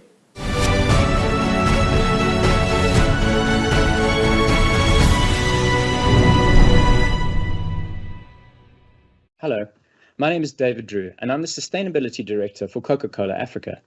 Today I'm going to hopefully try to break down the pathways to a second life for plastics. I'm sure many of us are really confused by recycling as a concept. The more we learn, the more confused we get. At face value, we start by thinking all we need to do is put our recycling in the recycling bin and it will be recycled. But then we're bombarded by all sorts of other information that leads us to believe that perhaps this is all a sham, a fraud. And the things that we put in the recycling bin may not actually be recycled. Recycling is a diversion created to protect the plastic industry or some kind of myth. The truth is that recycling is complicated. It is both an economic challenge and a technological challenge. All recycling faces the same basic challenges. So let's break down the complicated economics of recycling and understand how and when recycling can work. So if recycling is so dependent on economics, let's try and break this problem down into an economics that we can understand a bit. Fundamentally, it's important to understand recycling is a balancing act between the two halves of the cost-value equation. On the left-hand side, you have the cost of collecting, sorting, and processing the recycled material. And on the right, you have the market value for the material itself. Whether you rely on formal collection systems or informal systems, the balancing act is really the same. Quite simply, we need to ask ourselves, can we collect, sort, and process recyclables for less than the value that we can get when we sell the recyclables? And of course, make a return on investment. The challenge that most people don't understand is that often you can't, not without some kind of external help or subsidy. In this diagram, the gap between the two sides of the equation is represented by the orange block. I call this the EPR gap. And by that, I mean the gap in the value chain that needs to be closed by those that are tasked to ensure that collection and recycling takes place through a concept called extended producer responsibility, or EPR. Now, I know some of you are going to be challenging my last statement, so let me expand a bit. The reality is that value chains for different materials and different environments have a huge impact on the size of this gap that I mentioned. The other critical factor that needs to be appreciated is the collection rate. Many recyclable materials will be recycled with little or no assistance at low collection levels. We call this organic recycling or unassisted recycling. Essentially, it means that the value of the final recycled material produced exceeds the costs associated with collecting and processing it. For PET, so plastic bottles, this is typically in the range of 15 to 30%, depending on the socioeconomic environment and factors like proximity to a port or to a recycler. So yes, at low collection rates, for some materials in some places, you can have unsupported collection and recycling. But neither Coca-Cola nor society in general are going to be satisfied with 15 to 30% collection. As Coca-Cola, we've set ourselves a target of 100% collection, and most governments are targeting 60s and 70s and maybe 80% ranges. The challenge is that as we increase the collection and recycling rate, the costs on the left-hand side tend to escalate, and that gap we spoke about earlier starts to open. As we try to increase collection and recycling rates, we have to pay more to a collector or to a waste collection company to collect more. We have to travel further to pick up bottles from smaller towns outside of the major cities. And now we perhaps have to accept colored bottles and dirtier bottles, increasing the processing losses and increasing the processing cost. And so whilst at 20% collection, we possibly didn't have a gap, at 60%, we now have a relatively large gap. So how can we close this gap? Well, there are really three categories of intervention. Firstly, we can subsidize and therefore effectively reduce the costs on the left-hand side of the equation. So what do I mean by this? Well, in many countries, this kind of subsidy is evident in the household collection systems that are paid for by residents and producer responsibility organizations. In developing markets, it can be financial support for collectors and recyclers. It can also simply be the effort of individuals that take their time and effort and energy to separate and take their recyclables to the nearest recycling drop-off point. Second, we can pay more for the recycled content on the right-hand side. And third, we can reduce the processing costs by improving the product design or the collection mechanism. In practice, it's really a combination of all three. We cannot, for example, simply rely on those buying recycled materials to solve the problem by paying more. Although this may appear to be a simple solution, it is important to recognize that this means that the entire cost burden is placed on those that are trying to support the circular economy by using recycled content, rather than those that place the packaging in the market in the first place. Critically, these kind of interventions are not passive or spontaneous. They require intent and intervention, and without them, the circular economy that we all want simply doesn't start turning. So how do these economics align with our strategy at Coca-Cola? Well, understanding that what we do has such an impact on these economics, our World Without Waste strategy is built around these three pillars. Firstly, designing our products so that they can be easily recycled, supporting collection value chains to close that economic gap that I mentioned that may be preventing collection and recycling at the high levels we want, and finally, increasing recycled content that we use in our products in order to stimulate end-use demand. So these three elements are essentially designed to close the EPR gaps and create a more circular economy. But let's move beyond theory and look at some real examples. Some of you may have seen our recent conversion of the iconic green Sprite bottle to a clear PET bottle. It's quite a big change. But when you understand that the color of the bottle has a massive impact on the value of the bottle in the recycling value chain and determines what it can be used for, then it starts to make more sense. Although both green and amber PET can be recycled, the types of end use and the value of those end use differs from clear PET. In general, the quantum or the market for these end uses is also much lower. This means that green and amber PET are simply not as worth as much as clear or actually light blue PET. Whilst clear and light blue PET bottles can be used for food grade rPET, so in other words, fully circular bottle to bottle recycling, green PET is typically used for applications like geotextile fiber, pallets or strapping. Now it's important to recognize that our economic balancing act works both ways. End users with higher value or lower processing cost translate backwards into higher value for the post-consumer materials. This relationship is most easily seen in informal collection environments because we tend to see less cross-subsidization with each material paying its own way. And here again, economics is everything. In economies dependent on informal collection, it's the value of the material on the street that will determine whether it's collected or not. Fortunately, we now have data to support the theory. Some of you may have heard about Project UP being implemented by Petco South Africa and BanQ, and one of the benefits of this project is an increased understanding of the prices paid for recyclables across South Africa. Here we have the average prices for a range of plastic recyclables traded in a sample of buyback centres in Johannesburg over the last 12 months or so. The first thing I want to point out is the difference in value between the clear PET in white and the green PET in green. For materials that are essentially chemically similar, we have seen a relatively consistent trend. Although the gap closed slightly towards the end of last year, our analysis showed that green PET is on average only worth about 58% of clear PET. And from our data, we can see similar trends between clear HDPE and colored HDPE, clear LDPE film and printed LDPE film. Now, the reason that these materials have different values is a product of the economic balancing act I started with.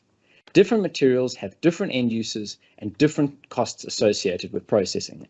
So if I bring us back to my earlier slide showing the balancing act, we can start to unpick when recycling works and when it doesn't. The first and most critical element is the value of the recycled material on the right. Quite simply, if the recycled material has little or no value, you can easily see that the gap I spoke about becomes a major barrier. And let me be clear, when gaps like this do arise, it simply means that those producing these products have a much bigger burden to bear, rather than an excuse not to solve the problem. In turn, this burden should be an incentive to improve their product design and to choose more recyclable materials. But it's easy to understand that the harder the barrier, the harder the gap is to fill, the harder the economic equation is to balance, the less likely it is to happen. I often hear people talk about end uses for plastics like roof tiles, paving stones, or road aggregate. And whilst these end uses may have to be part of our solution, when you're competing with sand and stone to set the value, you have to appreciate that you're going to end up with a very big EPR gap to close.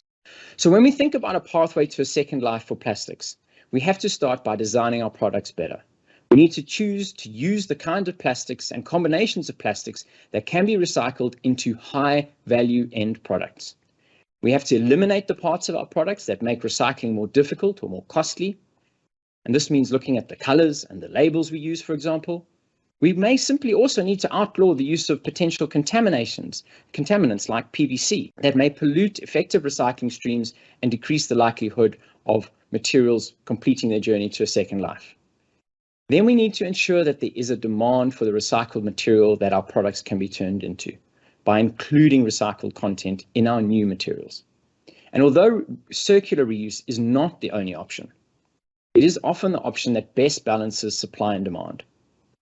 Lastly, we need to help close the economic gaps that will develop as we push for higher and higher collection and recycling rates through EPR-led support for recycling value chains.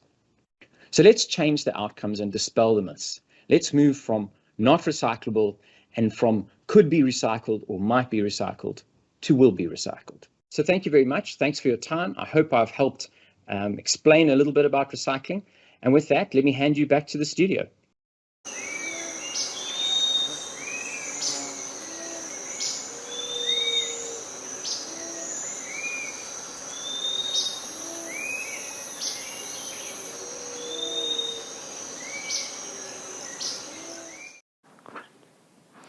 Thank you so much, David. We're moving swiftly today, and we're probably up for 2 more conversations.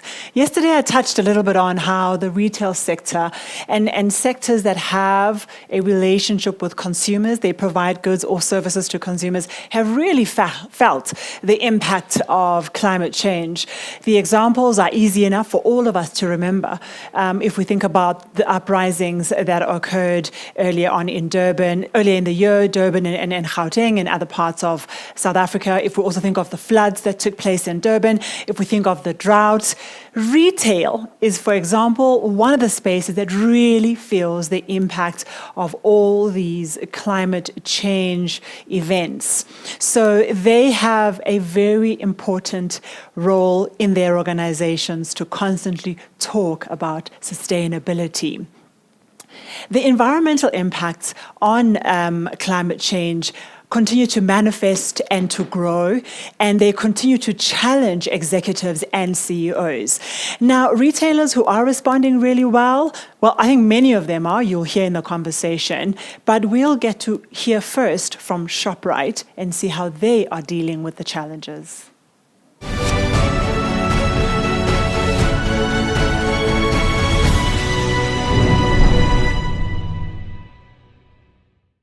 Sanjeev, thank you for joining me. Hi, Zanele. Yeah, Sanjeev, we've seen now, and we can no longer deny the impact of climate change, and we are having to really mitigate and adapt to what's happening in order to run sustainable businesses.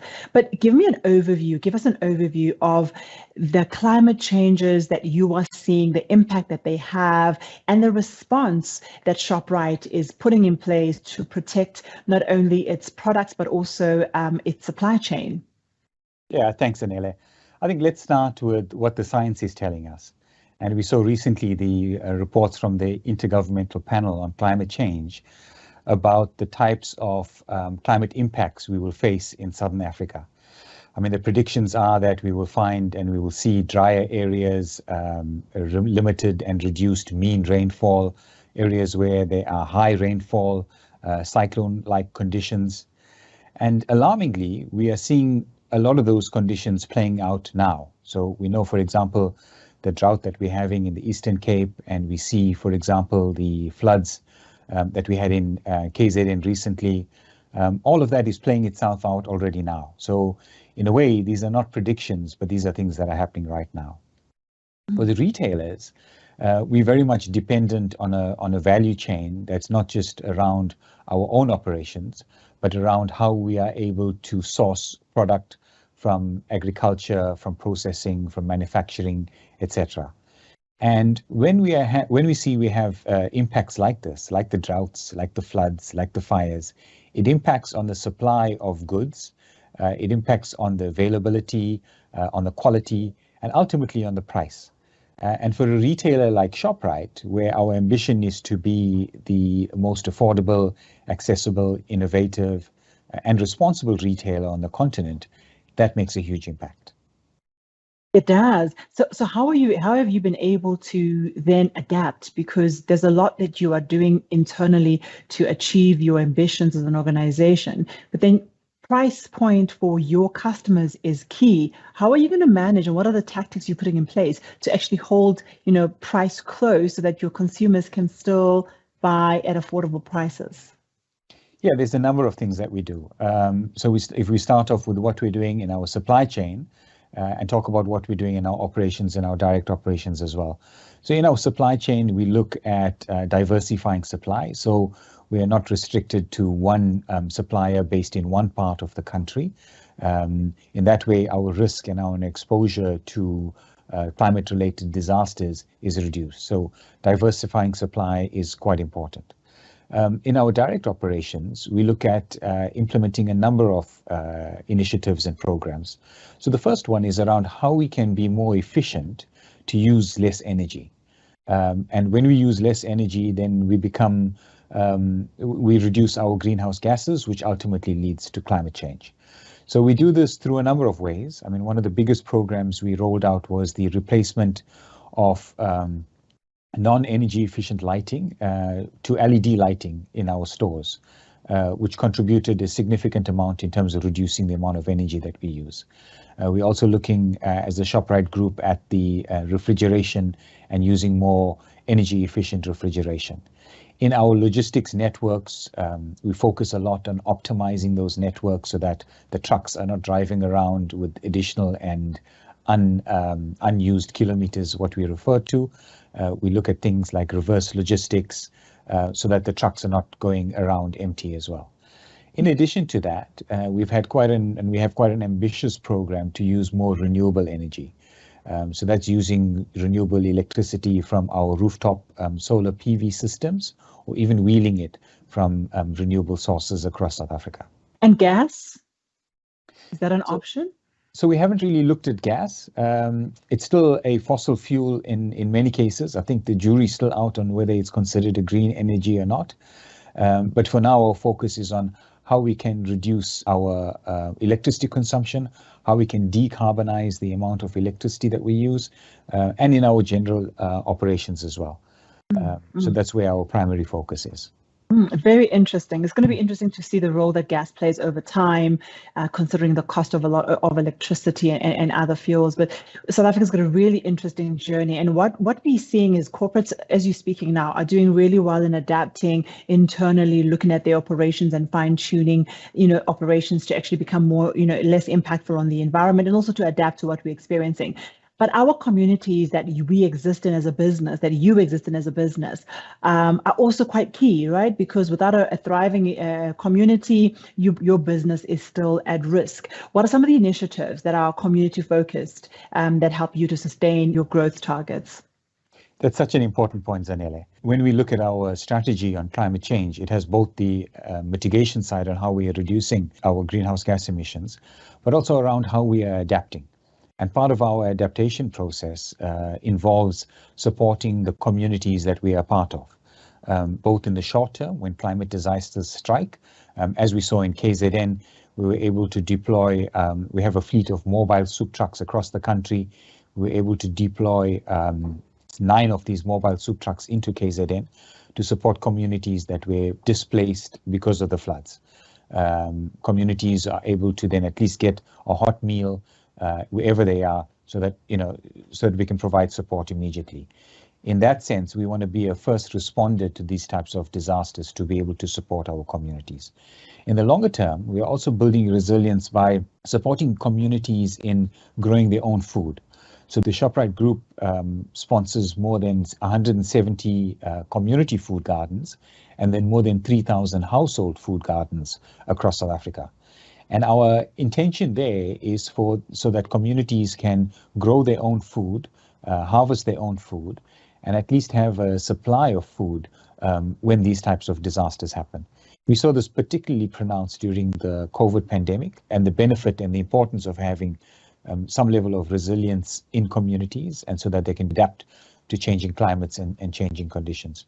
We know as well, Zanele, that it is really the most vulnerable in our society that faces the biggest impact when it comes to climate change related disasters. I always see the bright side of these things, that these challenges that climate change actually putting on us, it's actually making us a better country. You know, we're doing and making some better decisions, you know, for communities, and it's great to hear.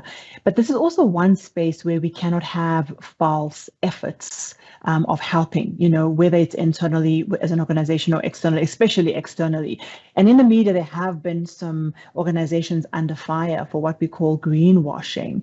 How is Shoprite responding to this issue to ensure that they are creating sustainable, tangible solutions, and they're putting them in practice on a regular basis? That's so important, Zanele. I think our approach is that in whatever we do, in whichever area that we are working on environmental sustainability, is that we want to be genuine, we want to be authentic, and we want to be able to justify or validate any environmental claims that we make. We sit in a position as the Shoprite Group where we are faced with a lot of suppliers that would come to us claiming their products and their services are environmentally preferable.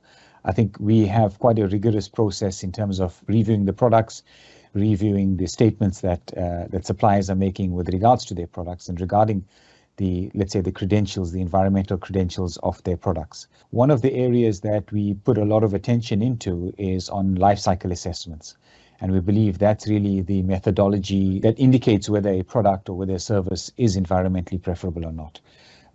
These assessments are scientifically rigorous.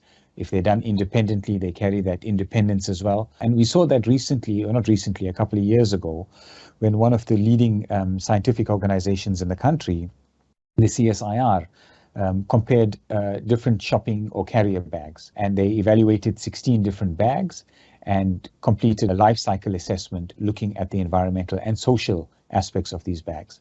What was encouraging was that what we call within Shoprite, the Planet Bag, which is available at the Shoprite and the Checker stores, made from 100% recycled plastic and is 100% recyclable, came out as the most environmentally responsible and socially responsible carrier bag or shopping bag in South Africa.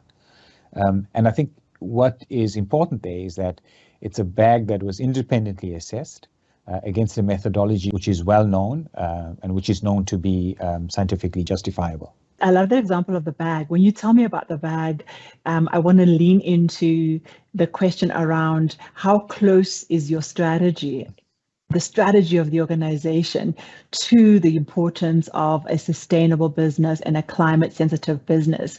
Because, you know, your strategy, we're going to see it in various ways, and we're going to see it in products like the bag you're talking about. So if you had to give me a view of how important is this for the internal strategy, for the long-term plans of the organization? Yeah, I think it starts off with our purpose of wanting to be a responsible retailer, if not the most responsible retailer in Africa. Using that as our foundation and using that as part of the core of the organization, then everything that we do around sustainability has to latch onto that. Whether we're talking about our products, whether we're talking about our operations, whether we're talking about our financial services, everything has to have a sustainability leg or sustainability aspect within it. So to give you an example, we are one of the first companies in South Africa where the executives have a certain objective to achieve in terms of sustainability and represents a certain portion of their remuneration. So it goes through the board. I mean, we have the oversight and we have the support from the board of the company right down to the operational level of the organization. And I think that's really the way that sustainability should be implemented in organizations, not just sitting at a corporate level in some corporate function, but across the entire organization, across the value chain of the organization, and across the different departments, right? From operation to strategy, to finance, to human resources, to IT, to buying. All different organizations have to have some environmental objectives, environmental targets, so that the ambition of making environmental sustainability at the core of the organization is realized, and that we don't pay lip service to it, and to your point, that we don't go into the area of greenwashing. If you can't measure it, if it's not rewardable, if it's not identifiable, there's a good chance it won't be done. So great, kudos, and thank you for sharing how you've cascaded it right from the board into your strategy, into all the executives and leadership of your organization. On that note, well done. Thank you so much. It was a great fireside chat. Hope everybody's enjoyed it, and I hope to see you again. Thank you, Zanele.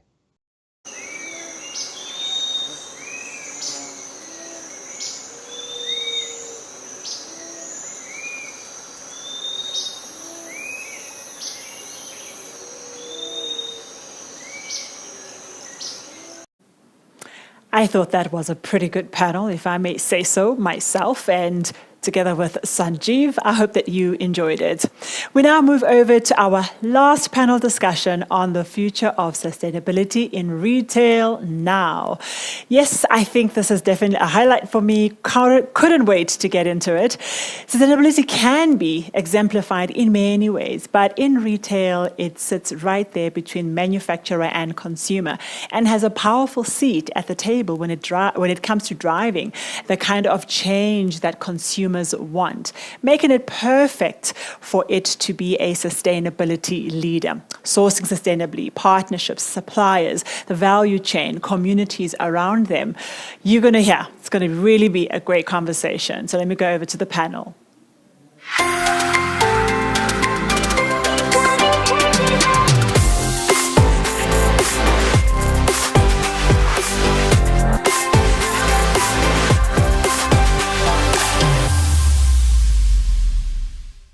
Thank you so much for joining us once again for the Old Mutual Future of Sustainability Summit, a two-day event focusing on a Pan-African dialogue around ESG and the roles that various sectors play in sharing this challenge and this opportunity for us to do things right. I'm very happy to be hosting this next conversation, one that is looking at the retail sector because the time for retail transformation is right now. And as part of my panel, I've got Feroz Kur, Group Head of Sustainability at Woolworths. I've got Andre Nell, General Manager, Sustainability Pick and Pay. And I've got Margot Fargo, environmentalist and entrepreneur, founder as well of Fargo Straws. Lovely panel, very happy to start engaging with you. And perhaps I'll start with you, Andre.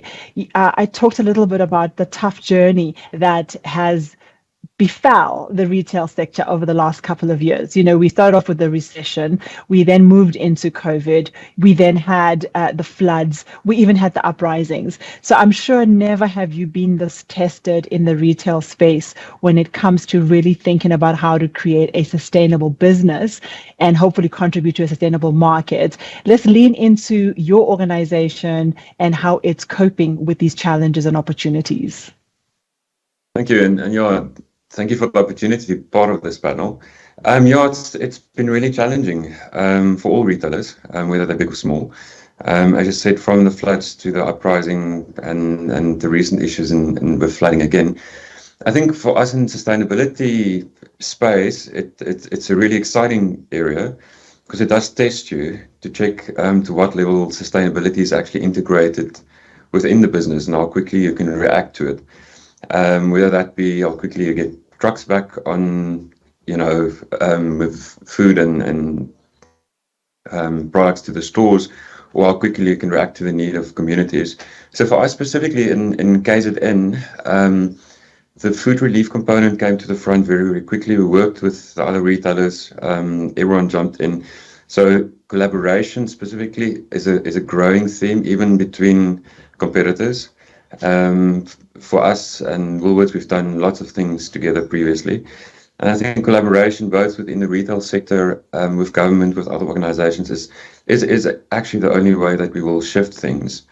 Of course, the economic challenges that the world and our country is facing also plays into our space in terms of the efficiencies needed to do things just better and more cost effective, so that we are able to produce products that are affordable, that still give customers a choice, and that also does the work in terms of empowering people like Margaret, that's got an amazing business, to give small suppliers that lead and that help into the retail sector. It's been a great opportunity to do that, to think local, to think simplified, to think easy access, and we can unpack some of that a little as we go forward.